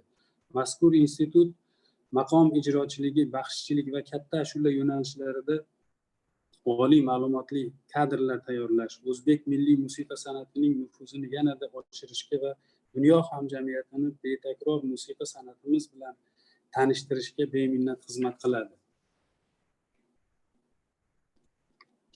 Raqamlarga murojaat qiladigan bo'lsak, o'tgan 3 yil mobaynida madaniyat va san'at sohasiga oid O'zbekiston Respublikasining 3 ta qonuni, O'zbekiston Respublikasi Prezidentining 33 ta farmon va qarori, hukumatning 89 ta qaror va farmoyishi qabul qilindi. 2018 yil 28 noyabrda O'zbekiston Respublikasida milliy madaniyatni yanada rivojlantirish konsepsiyasi tasdiqlandi. Hozirgi kunda O'zbekiston Davlat filarmoniyasi, O'zbekiston teatr arboblari uyushmasi, Madaniy meros departamenti, O'zbek milliy maqom san'ati va baxshichilik san'ati markazlari, Bahor davlat raqs ansambli faoliyati yo'lga qo'yildi. Mazkur muassasalar orqali milliy san'at va madaniyatimizning bebaho namunalarini bevosita dunyo sahnalariga olib chiqish imkoniyatini yaratadi. Shuningdek, O'zbekiston Respublikasining madaniyat to'g'risidagi qonuni loyihasi ayni damda Oliy Majlis Qonunchilik palatasida ko'rib chiqilmoqda. Keyingi yillarda mamlakatimizda yangilanishlarga uyg'un holda bitta teatr, 11 ta muzey, 4 ta muzey qo'riqxona yangidan tashkil etildi. 6 ta teatrda, 4 ta muzeyda hamda 69 ta madaniyat markazida ta'mirlash va jihozlash ishlari olib borildi. Yangidan 22 ta bolalar musiqa va san'at maktablari qurilib, to'liq jihozlandi. Har 2 yilda bir marta xalqaro maqom san'ati anjumani, xalqaro baxshichilik san'ati festivali, xalqaro hunarmandchilik festivali hamda ular doirasida ilmiy amaliy konferensiyalar o'tkazilishi yo'lga qo'yildi. Ushbu festivallarning UNESCO shakligi ostida o'tkazilayotganligi ilmiy madaniyatimizning dunyo maydonida yuksak e'tirof etilayotganligidan darak beradi. Mamlakatimizda o'zbek mumtoz va folklor san'atining beqiyos namunalarini, o'ziga xos ijro maktablarining an'analarini asrab-avaylash, targ'ib qilish hamda rivojlantirishning mukammal va muntazam tizimi yaratildi. Bu boradagi ishlar ko'lami kengayib, Toshkent shahri, Buxoro, Farg'ona va Xorazm viloyatlarida, ya'ni o'sha bizda ya'ni maqomni aynan hududiy yo'nalishlari bor. Buni hammamiz yaxshi bilamiz. Ya'ni Buxoro Shash maqomi, Xorazm demak maqom yo'llari va Farg'ona Toshkent maqom yo'llari ana o'sha hududiy demak maxsus maqom maktab internatlari tashkil qilindi. Bu ham alohida e'tiborga molik ish juda ham katta, chunki endi mana shu an'analarimizni o'sha mukammal chuqurlashtirilgan tarzda demak yoshlarimizni o'sha maqom san'atiga bo'lgan qiziqishlarini tizimli ravishda demak bolaligidan seleksiya qilib borish va uni oliy ta'limgacha, hattoki yuqorida aytib o'tganimdek, demak o'sha milliy institutgacha bo'lgan tizimi ana endi aniq o'z shaklini topdi. Bu ham o'ylaymanki, bizni mana shu meros san'atimiz bo'lmish maqom va baxshichilik katta ashula yo'nalishlarini demak asosli ravishda saqlanib qolishiga, asl holatini saqlanib qolishiga va kelajak avlodga to'la to'kis yetkazib berilishiga sabab bo'la oladi. Xalqaro tashkilotlar xususan jahon madaniyatiga munosib hissa qo'shgan yurtimizning madaniy merosini UNESCOning umumjahon madaniy meros ro'yxati insoniyat nomoddiy madaniy merosining prezentativ ro'yxati jahon xotirasi ro'yxatiga kiritish bo'yicha xalqaro tashkilotlar bilan hamkorlik ishlari kengaytirildi. Bugunga qadar UNESCO umumjahon merosi qo'mitasi ro'yxatiga Xiva shahrida Ichanqal'a, Buxoro tarixiy markazi, Samarqand madaniyatlar chorrahasi, Shahrisabz tarixiy markazi kiritilgan edi. Hozirda yana 4 ta obyekt, ya'ni sahrodagi qasrlar Qoraqalpog'iston Respublikasi, Xonbandi Jizzax viloyati, Sarmushsoy qoyatosh rasmlari Navoiy viloyati, Zaravutsoy qoyatosh rasmlari qadimiy Termiz Surxondaryo viloyati obyektlarini UNESCOning umumjahon merosi ro'yxatiga kiritish bo'yicha tashkiliy ishlar olib borilmoqda. UNESCOning insoniyat nomoddiy madaniy merosi reprezentativ ro'yxatiga O'zbekistonning tavsiyanomalariga binoan Shashmaqom, Boysun, madaniy muhiti, Navro'z, katta ashula, askiya, palov madaniyati va an'analari kabi jami 6 ta obyektlar kiritilgan. 2017-yilda nomoddiy madaniy meros muhofazasi bo'yicha eng yaxshi tajribalar reyestridan Marg'ilon hunarmandchilik maktabi Atlas va Adras to'qish texnologiyasi nomzodnomasi o'rin oldi. Nomoddiy madaniy merosi yo'nalishida olib borilayotgan xayrli ishlarni davom ettirgan holda o'zbek xalqining ko'hna va betakror namunasi bo'lgan baxshichilik san'atini UNESCO ro'yxatiga taqdim etish choralari ko'rilmoqda. UNESCO shafeligida 2019-yil 26 avgust kuni moddiy va nomoddiy madaniy merosni asrash dolzarb muammolar va ularni hal qilish strategiyasi mavzusida bo'lib o'tgan xalqaro konferensiyada ko'plab xalqaro tashkilotlar va ilmiy tadqiqot institutlari vakillari dunyoning 77 ta davlatidan arxitektor, olimlar va xalqaro ekspertlar jami 500 nafarga yaqin ishtirokchi qatnashdi.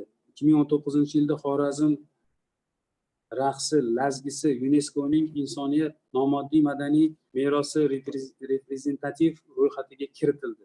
Shu bilan bir qatorda joriy yil 26-mayda O'zbekiston Respublikasi Prezidentining madaniyat va san'at sohasining jamiyat hayotidagi o'rni va ta'sirini yanada oshirish to'g'risidagi farmon ham O'zbekiston Respublikasi Madaniyat vazirligi faoliyatini takomillashtirish chora-tadbirlari to'g'risidagi qaror qabul qilindi.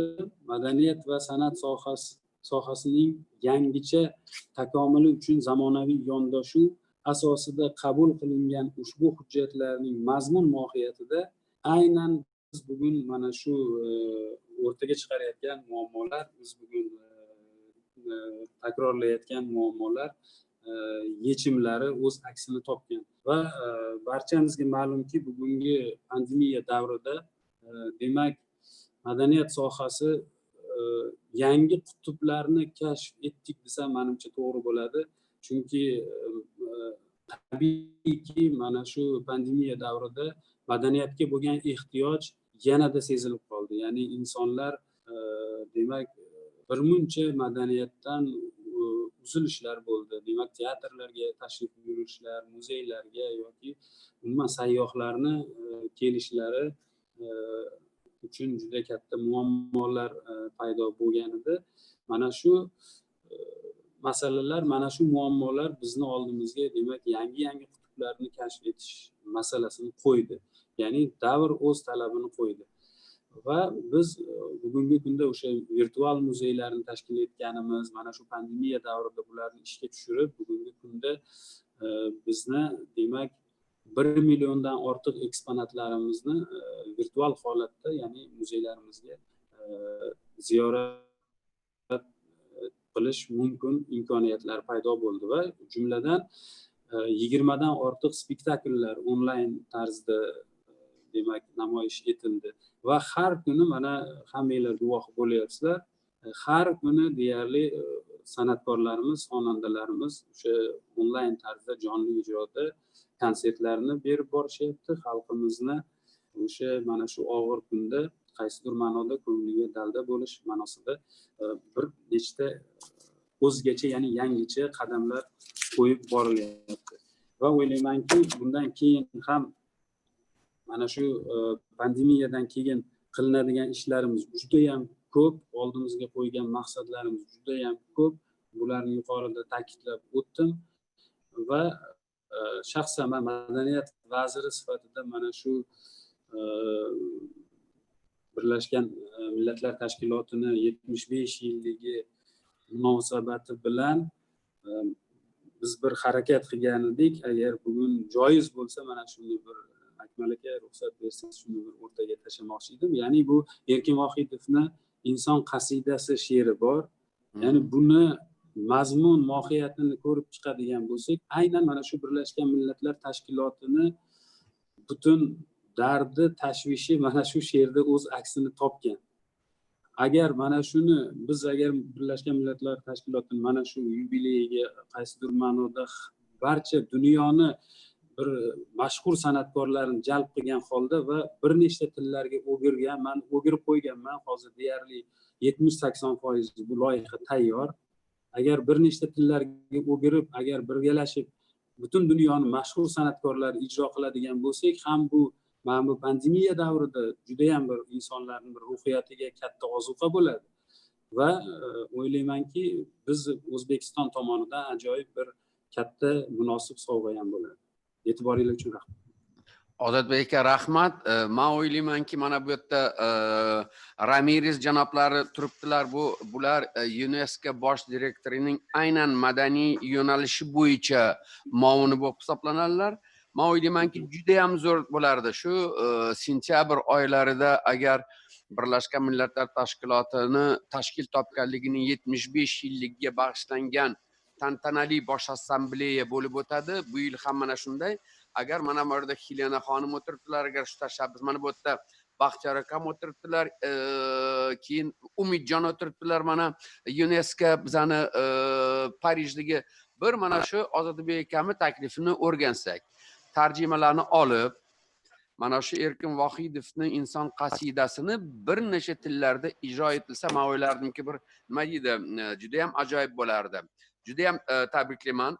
Ozodbekka keyin aytish kerakki, hozirgi kunda O'zbekiston tarafi madaniy meros masalalari bo'yicha UNESCO bilan hamkorlikda xalqaro maslahat qo'mitasini tashkil etish bo'yicha ham diplomatik sa'y-harakatlar olib borilyapti.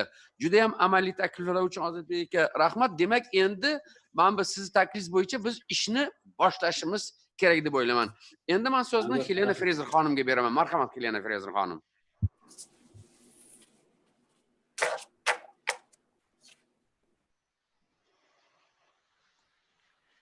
Thank you very much indeed, Academic Saidov, and I'm happy to introduce the third session, which is entitled Measures to Taken in Central Asia and Uzbekistan to Combat the Coronavirus Pandemic and the Implications for the Sustainable Development Goals. And we're very lucky today to have Dr. Suraya Dalil, Director of the Special Program on Primary Healthcare of the World Health Organization in Geneva. Dr. Dalil has worked extensively in refugee healthcare, and prior to her current role, she served as Minister of Health and Ambassador of Afghanistan to the United Nations in Geneva. Dr. Dalil will speak about the Sustainable Development Goals in health, new challenges and threats. The floor is yours. Thank you. Bismillahirrahmanirrahim.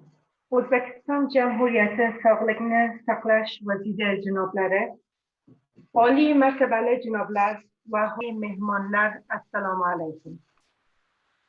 Sizning tashabbuslaringiz bilan bu anjumanning tashkil etilganini hurmat bilan tabriklayman va ulkan yutuqlar va muvaffaqiyatlar tilayman. Thank you to the organizers, Chamber of the Ulya Majlis of the Republic of Uzbekistan, Ministry of Foreign Affairs, Ministry of Health, NHRC, and the UN country team for organizing this timely and important discussion. I want to join the previous speakers in acknowledging the efforts made by the government of the Republic of Uzbekistan, particularly the Ministry of Health, in responding to the COVID-19 pandemic and taking the initiative to bring us together from several fronts to proceed jointly into the future. On behalf of WHO, I would like to compliment Excellency Minister Alisher Shatmanov for his commitment in leading a comprehensive health reform, aiming at transforming the health system into a modern and high-performing one in which equity and people-centered approach are the core principles.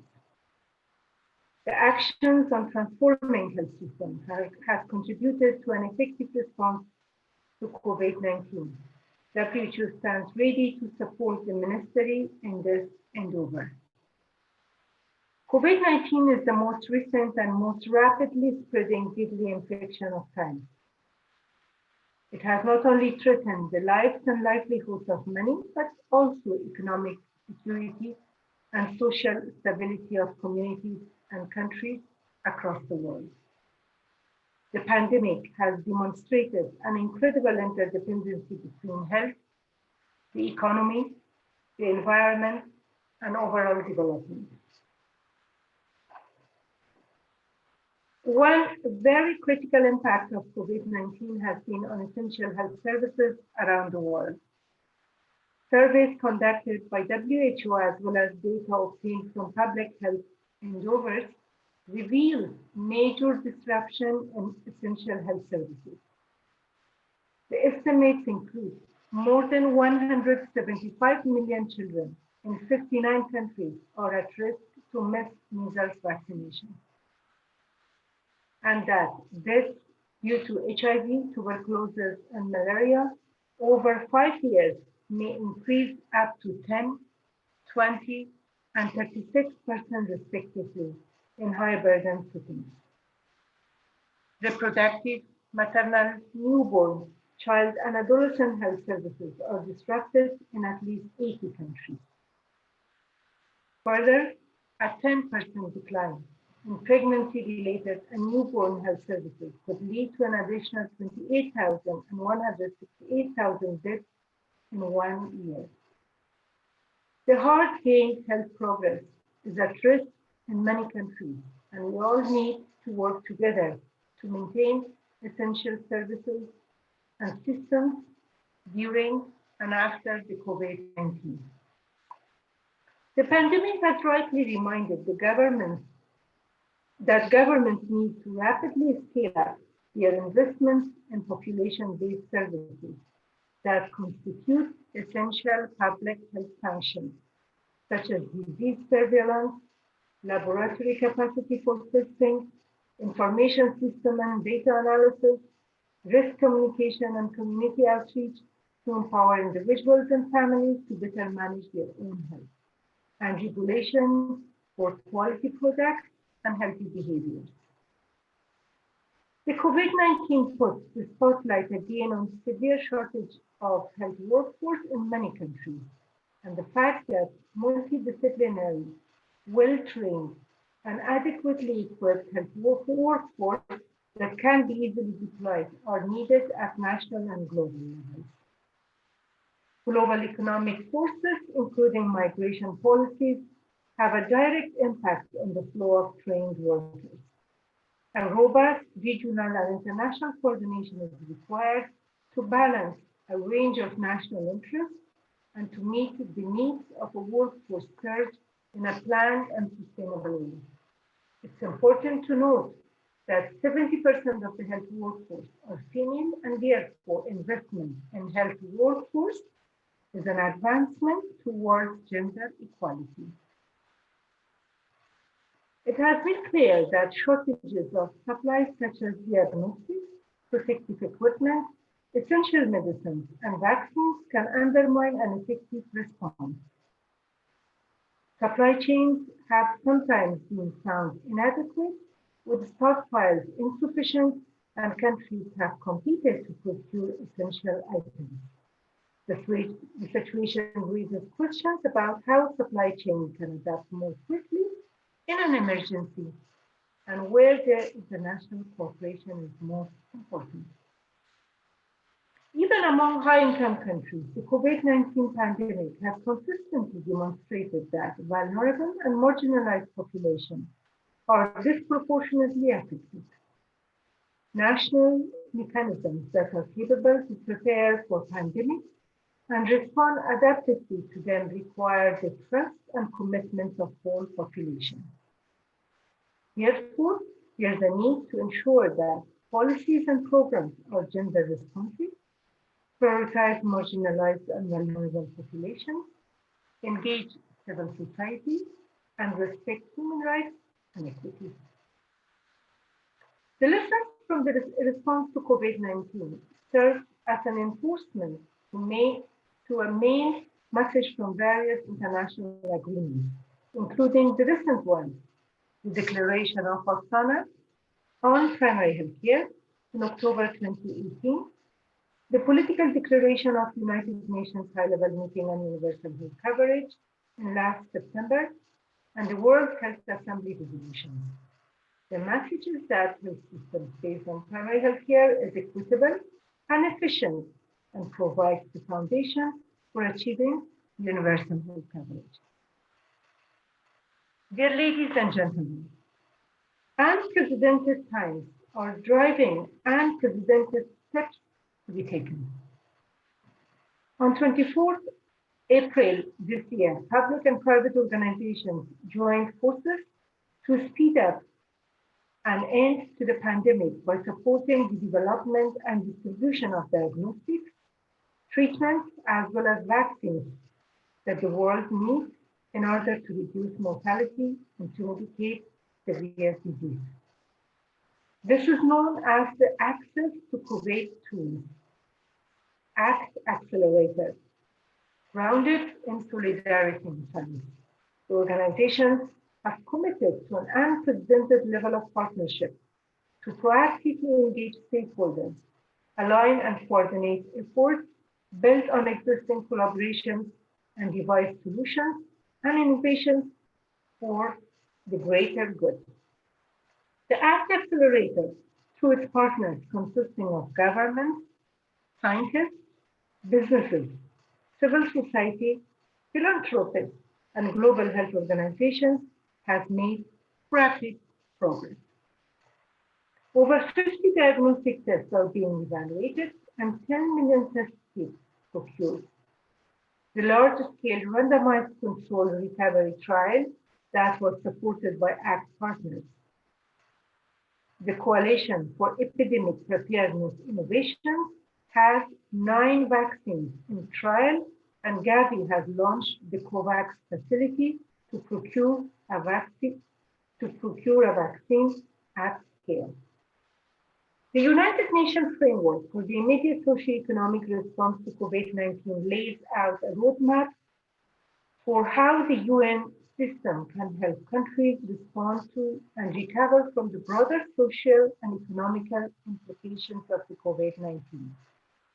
The first pillar of the framework is Health First, protecting health services and systems during the crisis, which promotes a two-phase strategy.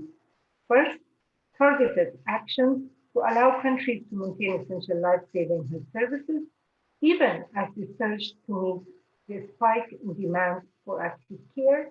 And second, a complementary effort targeting health systems recovery and resilience by strengthening the preparedness, emphasizing the primary health care and universal health coverage to mitigate future waves of COVID-19.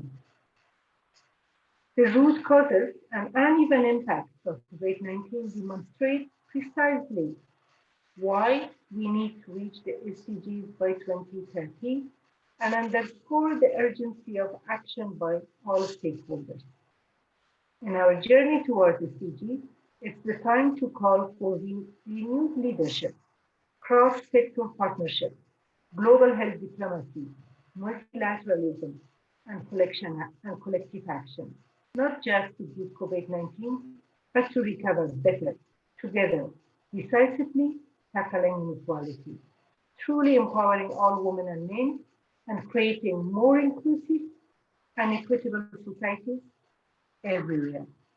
Katta rahmat sizga. Thank you. Rahmat Dr. Suraya Dalil xonim, nihoyatda qiziqarli va mazmunli ma'ruzangiz uchun.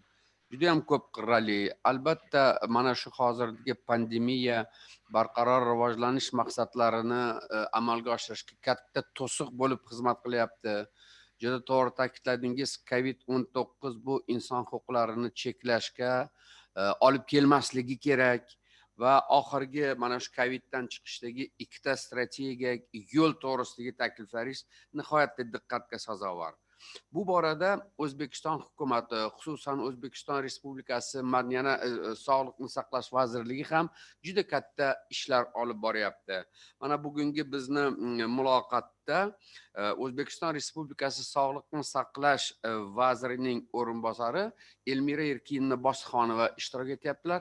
Elmira Erkinova shu reglamentni hisobga olgan holda O'zbekistonda mana shu pandemiya davridagi olib borayotgan ishlar to'g'risida axborot bersangiz. Marhamat, siz so'zga.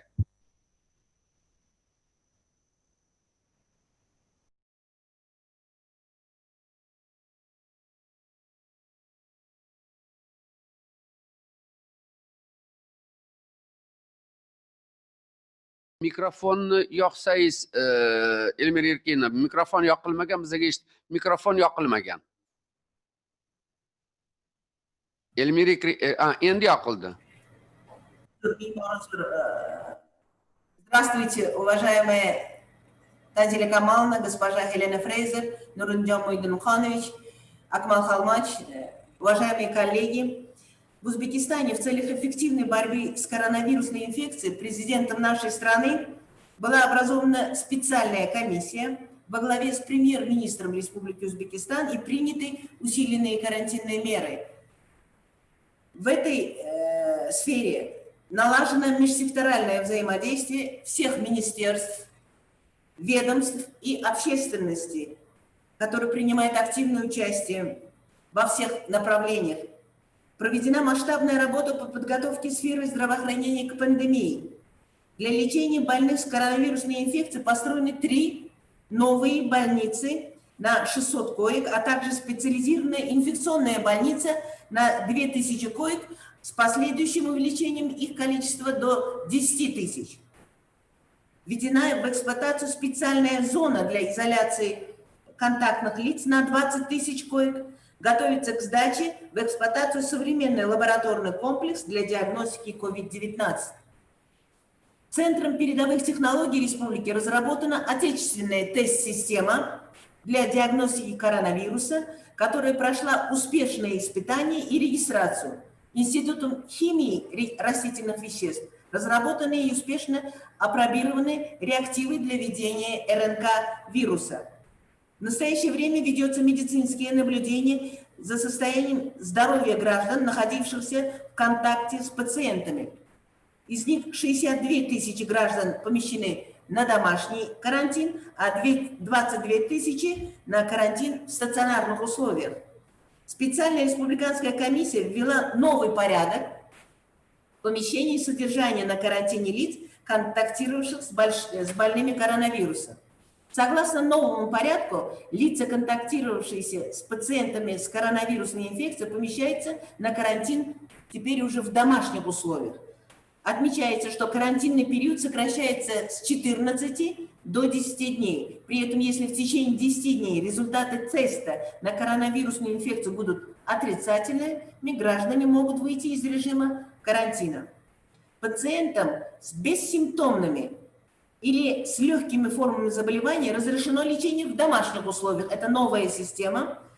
В связи с этим у нас мобилизуется вся система первичного здравоохранения. Это наши поликлиники, сельские участковые пункты под наблюдением врачей с соблюдением санитарно-гигиенических правил и необходимых условий для ухода. Такие пациенты будут бесплатно обеспечены лекарственными средствами и одноразовыми масками. Создается резерв на 50 тысяч комплектов указанных средств. При этом, если у пациента отсутствует возможность лечения в домашних условиях, он может лечиться и стационарно.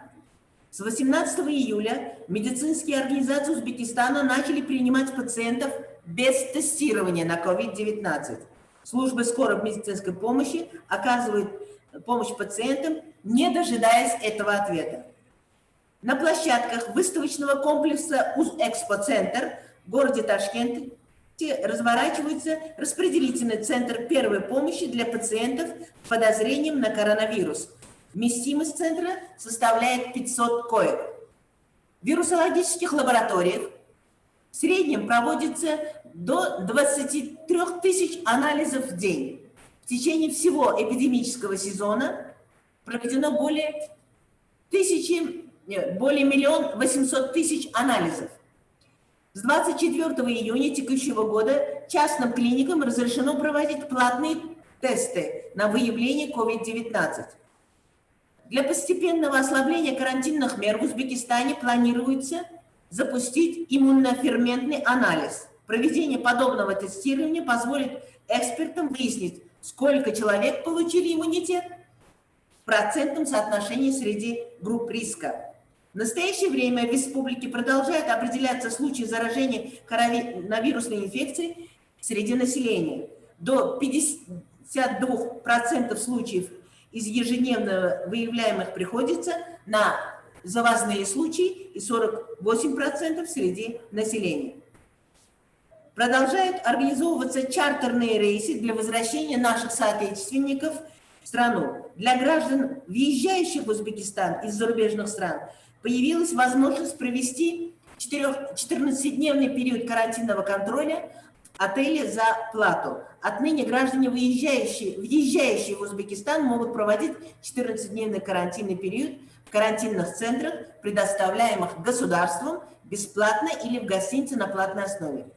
Решением специальной республиканской комиссии по борьбе с коронавирусом в Узбекистане с 10 июля по 1 августа вновь усилены карантинные ограничения. В частности, ограничено передвижение автотранспортных средств, часть сотрудников государственных органов и организаций отправлена в трудовой отпуск согласно законодательству, и остальная часть в максимально возможной степени работает дистанционно. В государственных органах, а также в организациях на предприятиях запрещено проведение собраний. В необходимых случаях они проводятся в виде видеоконференций.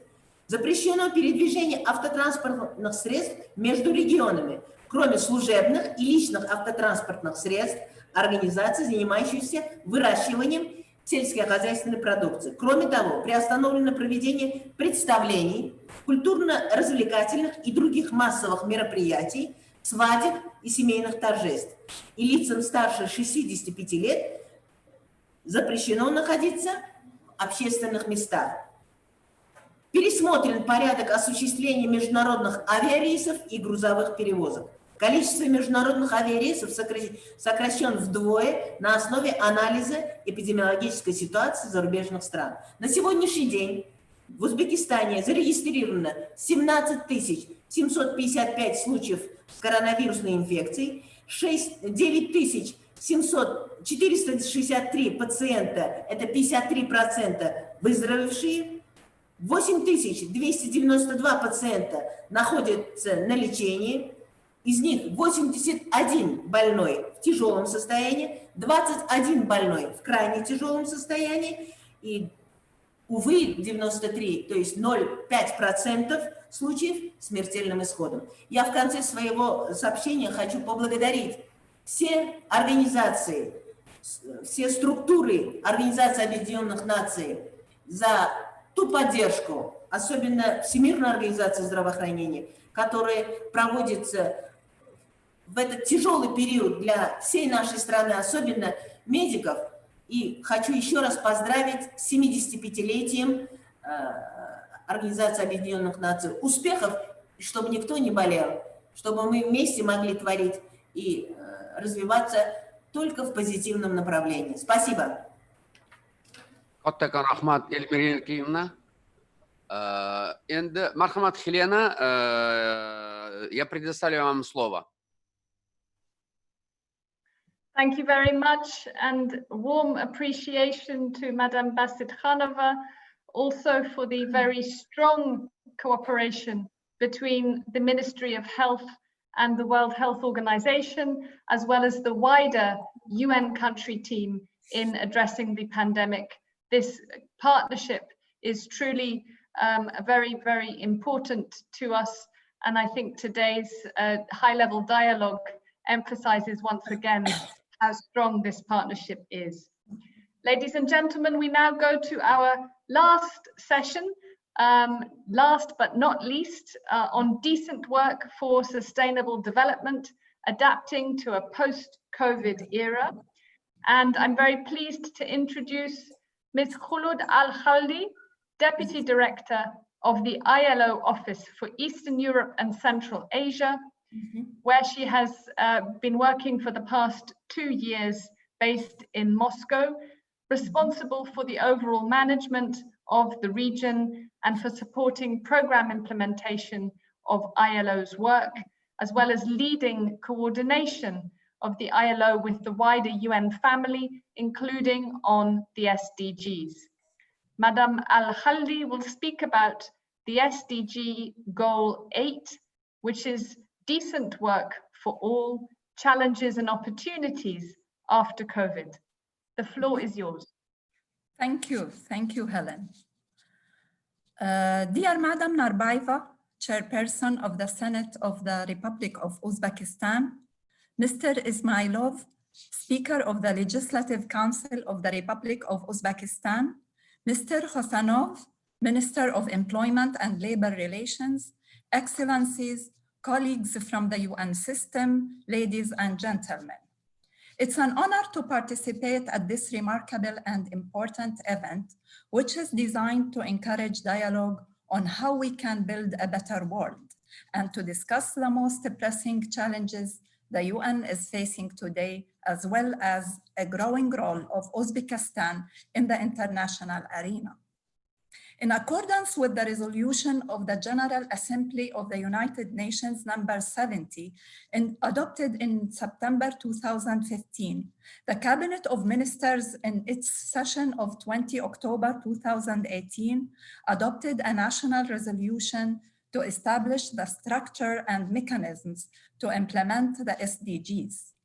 A coordination council was established and a roadmap approved to implement national SDGs for the period up to 2030.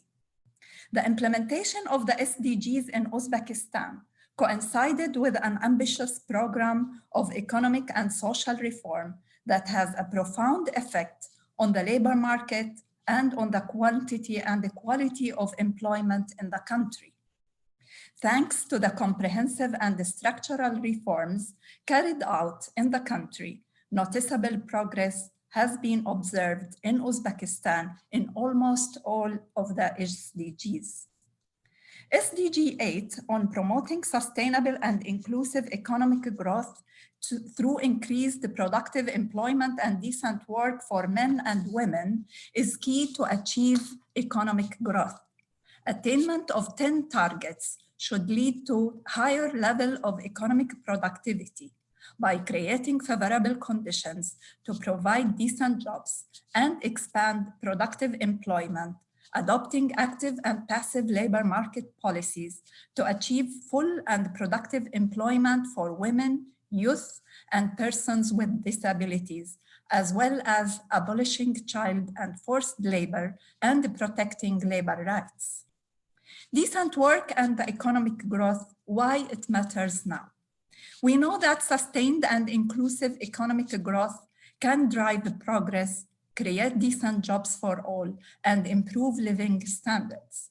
Even before the COVID-19, 1 in 5 poor, highly populated countries were likely to witness a decline in per capita incomes during 2020. Now, the economic and financial shocks associated with the pandemic hit hard and resulted in serious decline in economic growth and employment. ILO, since the early beginning of the crisis, is looking at the labor markets and until now issued 5 editions of the ILO Monitor focusing on the changes in the labor markets. By analyzing and updating the situation of COVID-19 and the world of work, key messages and guidance on policies for job recovery highlighted. The main messages related to the labor market disruptions in the first half of 2020 are workplace closures, with vast majority, namely 93% of the world's workers continue to reside in countries with some sort of workplace closure measures in place.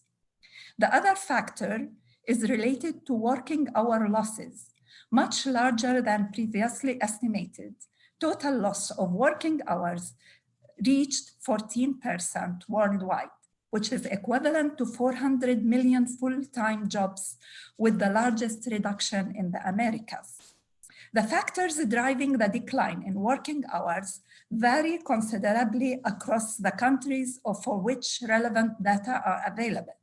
Workers in certain countries were put on temporary leave, while in other countries being pushed into unemployment. Such variation also made it difficult to assess the exact impact of the pandemic on labor markets, with disproportionate impact on informal workers and women, who also many of them operate informally and due to the downturn on the service sector where many are employed. Looking ahead and outlook policy challenges.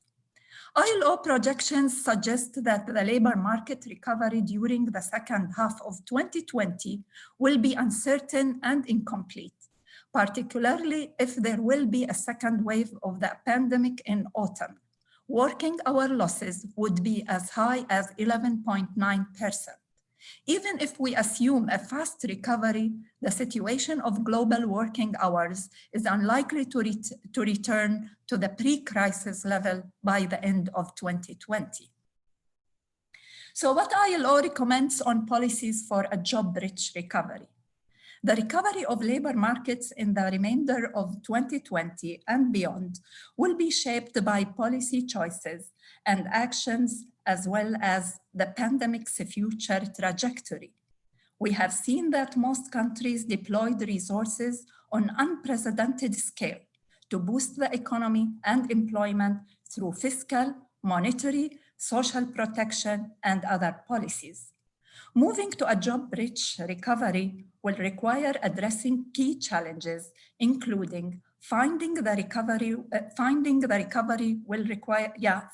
right policy balance, sustaining interventions on the necessary scale, supporting hard-hit groups, and generating fairer labor market outcomes, securing international solidarity and support, and strengthening social dialogue and respect for rights at work. An important reference for tackling these challenges is provided in the ILO Centenary Declaration for the Future of Work of 2019, which sets out a human-centered approach for increasing investment in people's capabilities in the institutions of work and in decent and sustainable jobs for the future. To date, Uzbekistan has ratified 17 ILO conventions, including all 8 fundamental and 4 governance conventions. Uzbekistan has also actively participated in the ILO Centenary Ratification Campaign by ratifying ILO conventions in 2019, 3 ILO conventions in 2019, Convention 144 on tripartite consultation, Conventions 81 and 129 on labor inspection, and the Protocol 29 on forced labor. Sorry.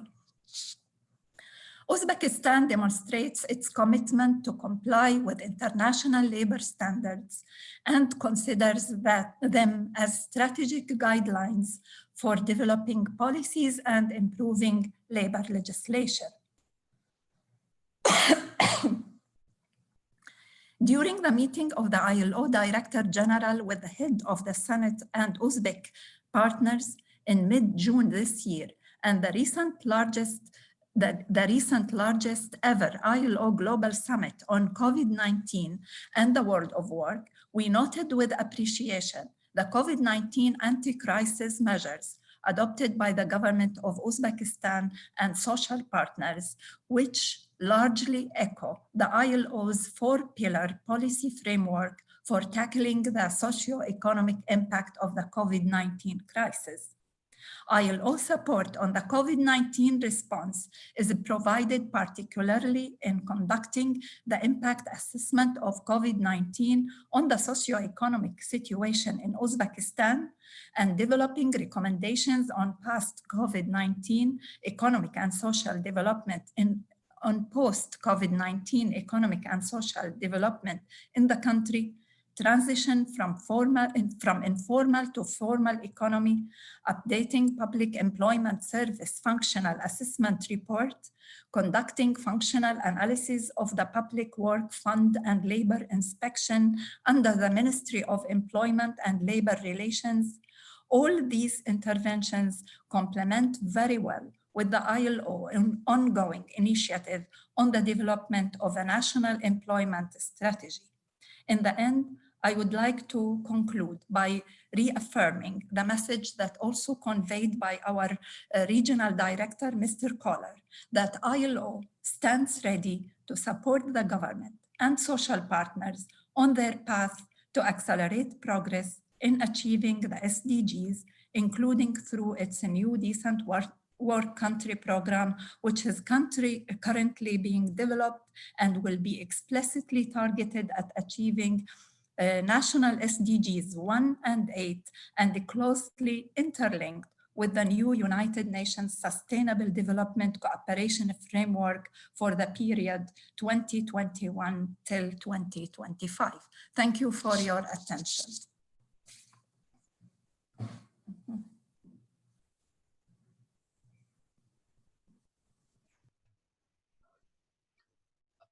Katta rahmat Xolud Alhaldi xonim, nihoyatda qiziq, tajribalarga boy va amaliy takliflaringiz uchun juda ham katta rahmat. Keyin O'zbekiston bilan Xalqaro mehnat tashkilotining hozirgi kundagi hamkorligi nihoyatda yuqori pog'onaga ko'tarilgan.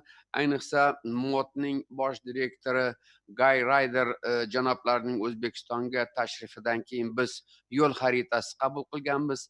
Mana shu yo'l xaritasi asosida biz hozir ishchilik bilan o'zaro hamkorlik olib boryapmiz. Shuning uchun mana bu takliflar uchun juda ham katta rahmat.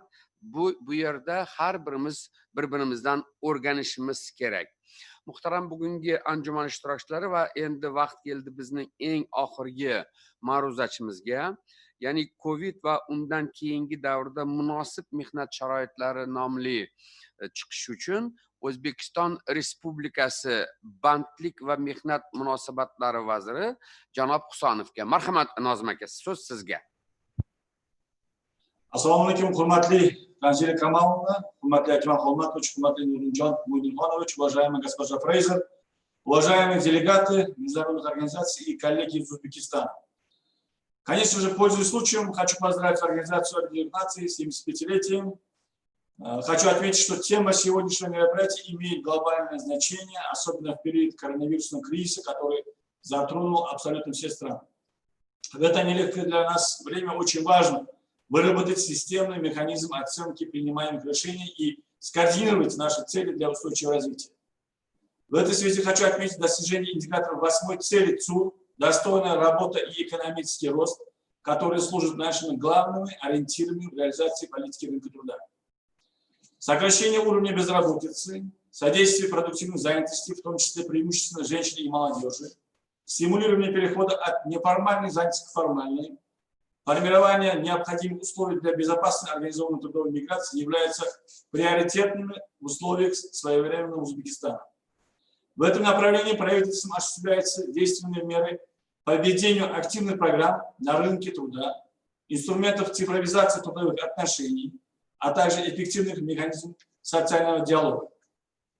При поддержке МОД ведется комплексная работа по формированию национальной стратегии занятости, которая станет ключевым стратегическим документом для рынка труда до 2030 года.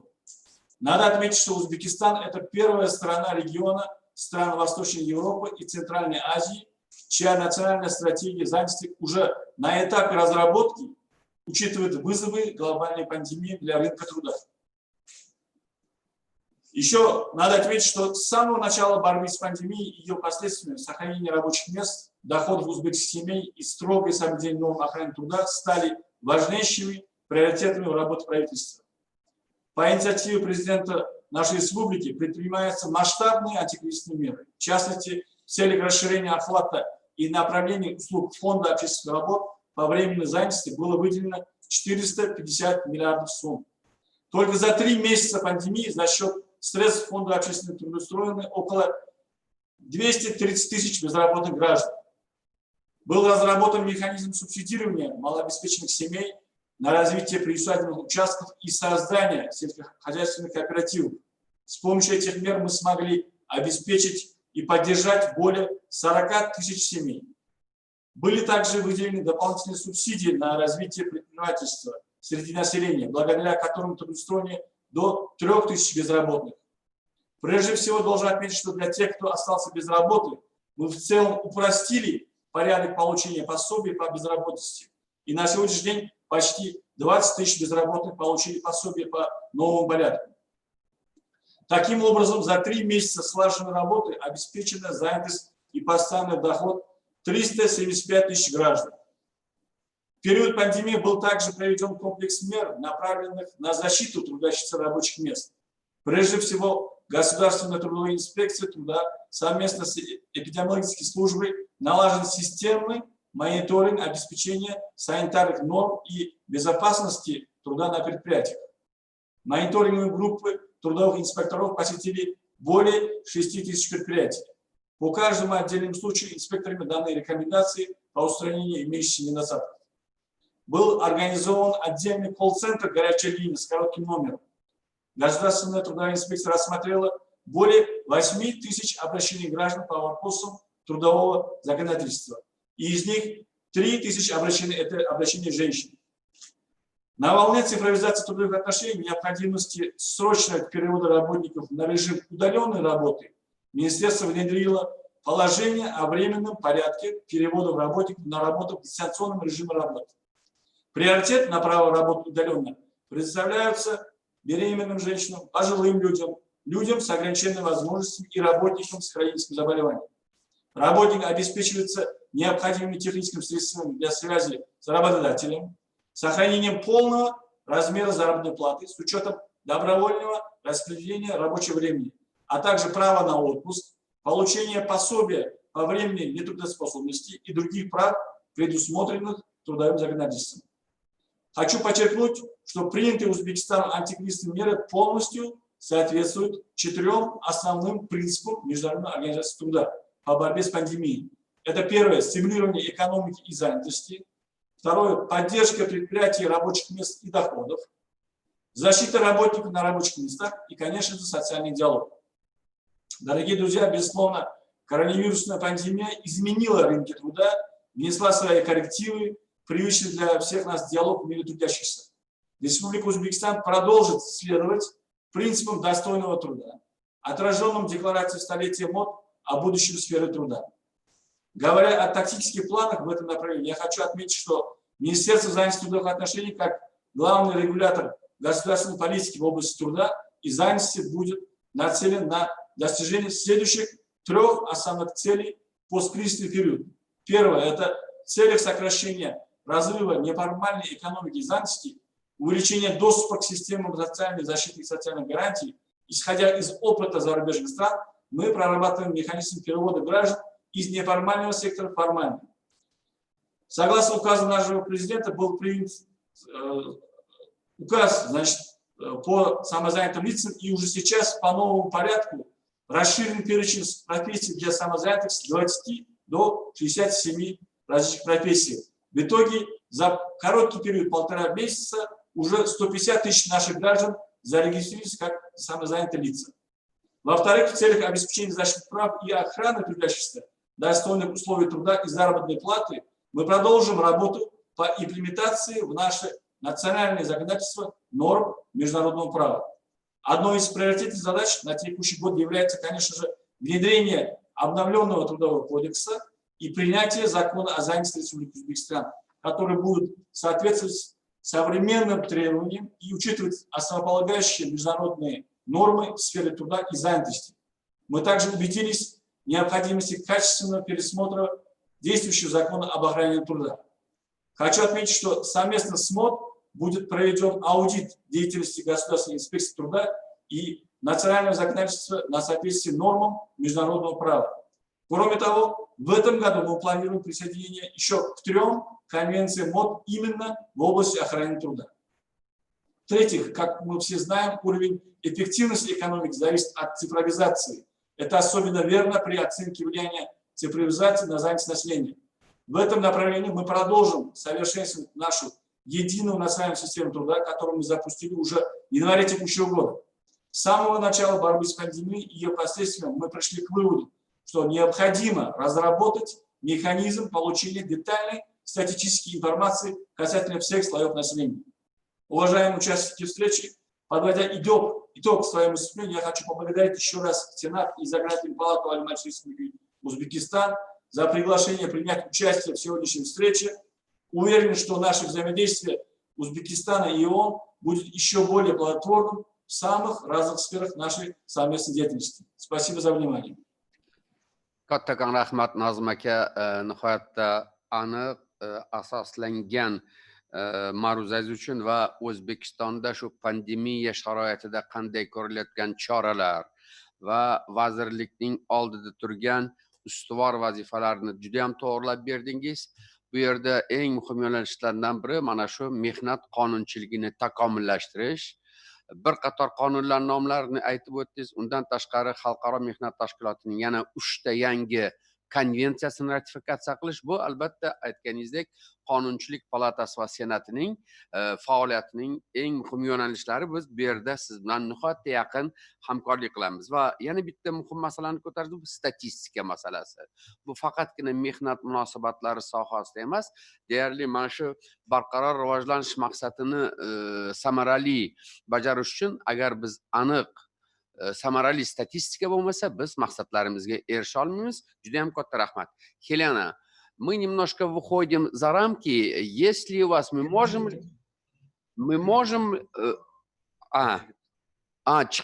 то есть мы вышли из графика. Можем ли подвести итоги, Хелена? Пожалуйста, я предоставляю вам слово.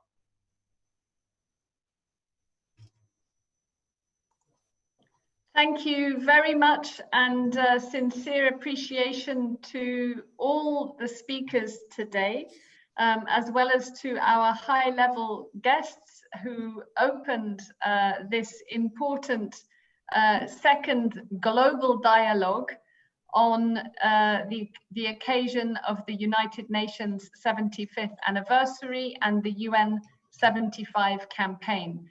I think it is really another excellent demonstration of the deep partnership between the United Nations system and the government of Uzbekistan, as well as the Oli Majlis of the Republic of Uzbekistan, that this dialogue today attracted so many important partners and speakers from both government and the UN system, pooling our perspectives and ideas on combating the COVID-19 outbreak and building back better so that we accelerate the achievement of Agenda 2030 and Uzbekistan's national SDGs. In closing, let me thank very sincerely Academic Saidov for your leadership in this event, this series of events. Madam Narbayeva for again joining us to open, all the ministers and deputy ministers who have joined us, the Speaker of the Legislative Chamber, and all my colleagues from the UN system. Deep appreciation also to the technical team that has managed this once again, and I'm thrilled to confirm that we are live streaming this event on YouTube, and that's also a credit to the technical team, and of course thank you to our dear interpreters. Thank you very much, and back to you, Academic Saidov. Helena Hanım, kattakon rahmat. Avvalambor men O'zbekiston tarafidagi tashkilotchilar nomidan sizni tashabbusingiz, sizni shijoatingiz, faol harakatlaringiz uchun minnatdorchilik bildiraman. Butun O'zbekistonda faoliyat ko'rsatayotgan Birlashgan Millatlar Tashkilotining agentliklarini jipslashtirib, hamda bizni xalqaro tashkilotlar, demak, xalqaro mehnat tashkiloti, Butunjahon Sog'liqni saqlash tashkiloti, UNESCO, Birlashgan Millatlar Tashkilotining taraqqiyot dasturlari bilan birgalashtirib, bugungi o'ziga xos mustahkam ko'prik vazifasini bajarganingiz uchun minnatdorchilik bildiraman. Juda ham rahmat. Endi aytishimiz kerakki, mana bu soha pandemiya sharoitida ijtimoiy soha eng katta salbiy ta'sirlarga duch keldi. Bu mehnat munosabatlari sohasi ham, bu madaniyat sohasi ham, bu ayniqsa sog'liqni saqlash sohasi ham. Mana bu sohalar barqaror rivojlanish maqsadlarining yarmidan ko'p maqsadlari shu sohalarga tegishli. Va biz siz bilan bugun mana shu sohalardagi O'zbekiston tajribasi hamda Birlashgan Millatlar Tashkiloti va uning ixtisoslashgan muassasalarini tajribasini o'rganib chiqdik. Hali afsuski dunyoda hech kim pandemiyaga qarshi eng oqil, eng to'g'ri yo'lni topgani yo'q. Butun dunyo davlatlar ham, xalqaro tashkilotlar ham izlanishda, shu jumladan O'zbekiston ham. Albatta bu sohada erishilgan yutuqlar bor, muammolar bor, yo'l qo'yilgan xatoliklar ham bor. Biz buni ham tan olishimiz kerak. Eng muhimi, mana shu hozirgi kundagi karantin sharoitidagi cheklovlarni biz mutlaq deb qabul qilishimiz kerak emas. Karantin davridagi cheklovlar bu vaqtinchalik xarakterdagi cheklovlardir. Va bular vaziyat yaxshilangan sari kamayib bartaraf etilib borishligi kerak. Shuning uchun men o'ylaymanki, juda ham katta bu muhim tashabbus. Keyin shu munosabat bilan yana bir marotaba O'zbekiston Respublikasi Prezidenti muhtaram Shavkat Miromonovich Mirziyoyevning o'sha xalqaro mehnat tashkilotining 7-iyuldagi global sammitidagi tashabbuslari, ya'ni pandemiya davrida davlatlarning ixtiyoriy majburiyatlari to'g'risidagi xalqaro kodeksni ishlab chiqarish g'oyalarini biz ko'tarib chiqishimiz kerak va targ'ib qilishimiz kerak. Bu yerda har bir davlat avvalambor o'zining aholisini, o'zini fuqarolarini himoya qilish hamda xalqaro majburiyatlarni ham inkor etishligi kerak emas. Bu yo'llarning yopilishligi, chegaralarning, keyin o'zaro tovar ayirboshlash. Bu juda ham katta muammo. Shu yerda har bir davlat nihoyatda mas'uliyatni sezishi kerak. Endi men bitta narsa aytmoqchi edim. Men bugun mana biz ikkinchi global muloqotlarni o'tkazdik. Bu O'zbekiston prezidenti, Birlashgan Millatlar Tashkilotining bosh kotibi Guterres janobi oliylarining Birlashgan Millatlar Tashkilotining 75 yilligiga bag'ishlangan chaqiruviga javoban ikkinchi global muzokara. Uchinchi global munozaralar bu yil shu avgustning 20 oyining 20-sidan keyin aholining eng qiynalgan tabaqalariga bag'ishlanadi. Ya'ni bolalar, ayollar, imkoniyati cheklangan shaxslar va migrantlar. Chunki mana shu pandemiyaning eng katta salbiy ta'siri aynan shu guruhlarga birinchi o'rinda taalluqlidir. Biz mana bu masalalarni ham birgalashib ham O'zbekistondagi milliy hamkorlar, ham bizning xalqaro, demak, Helena xonim bu yerda ham sizni yordamingiz bilan birgalikda o'tkazishga tayyormiz. Bu mana shu edi. Endi men so'zimni yakunlashimdan oldin O'zbekiston Respublikasi Prezidenti muhtaram Shavkat Mirziyoyevning birinchi global muzokaralarimizga yo'llagan murojaatlarida quyidagicha aytgan edilar. Afsuski, biz Birlashgan Millatlar Tashkilotining 75 yillik yubileyini misli ko'rilmagan tahdidlar sharoitida nishonlashimizga to'g'ri kelmoqda. Yangi ko'rinishdagi koronavirus pandemiyasi nafaqat sog'liqni saqlash, balki iqtisodiy, ijtimoiy va gumanitar sohalarda g'oyat og'ir inqirozga olib keldi. Bunday murakkab holatdan chiqariladigan asosiy saboq shundan iboratki, bu ofat jahondagi barcha mamlakatlar bir-biri bilan uzviy bog'lanib ketganini yana bir bor namoyish etdi. Demak, bizni oldimizda yanada mas'uliyatli vazifalar turibdi va keyingi ikkidagi 3 va 4 muloqotlarimizda bularni bu boradagi muloqotlarimizni davom ettiramiz. Va shuni aytmoqchi edimki, yana bitta mana bugungi uchrashuvimizdagi men o'ylaymanki, nihoyatda diqqatga sazovor taklif yoki tashabbus, ya'ni O'zbekiston Respublikasi Madaniyat vaziri Ozodbek Nazarbekov tomonidan bildirilgan O'zbekiston qahramoni, xalq shoiri Erkin Vahidovning odamiylik qasidasini turli tillarda va mana shu Birlashgan Millatlar Tashkilotining 75 yillik bayram qilinayotgan kunlarda ijrosini ta'minlasak, bu mana shu bizning nima deydi, bugungi tadbirimizning bir amaliy natijasi bo'lardi. Men umid qilib qolaman, Helena xonim, siz ham o'z yo'nalishingizda, men o'ylayman, UNESCOdagi bizni hamkorlarimiz, bizni vakillarimiz, shuning uchun buni o'ylab qolaman.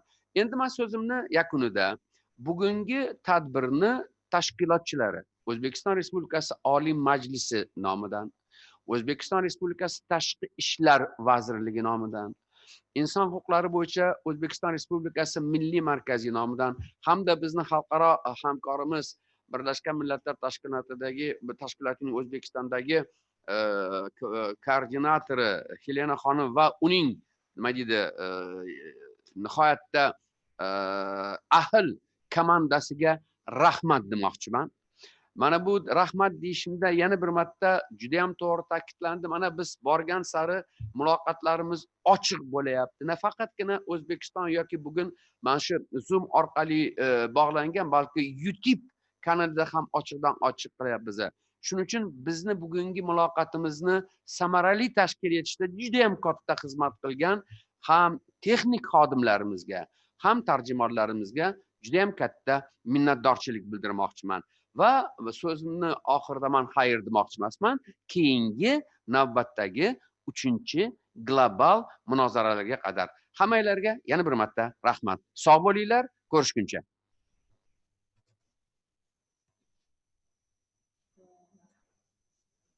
Все, помахали. Katar Ahmad, thank you. Спасибо большое. Thank you. Have a good evening.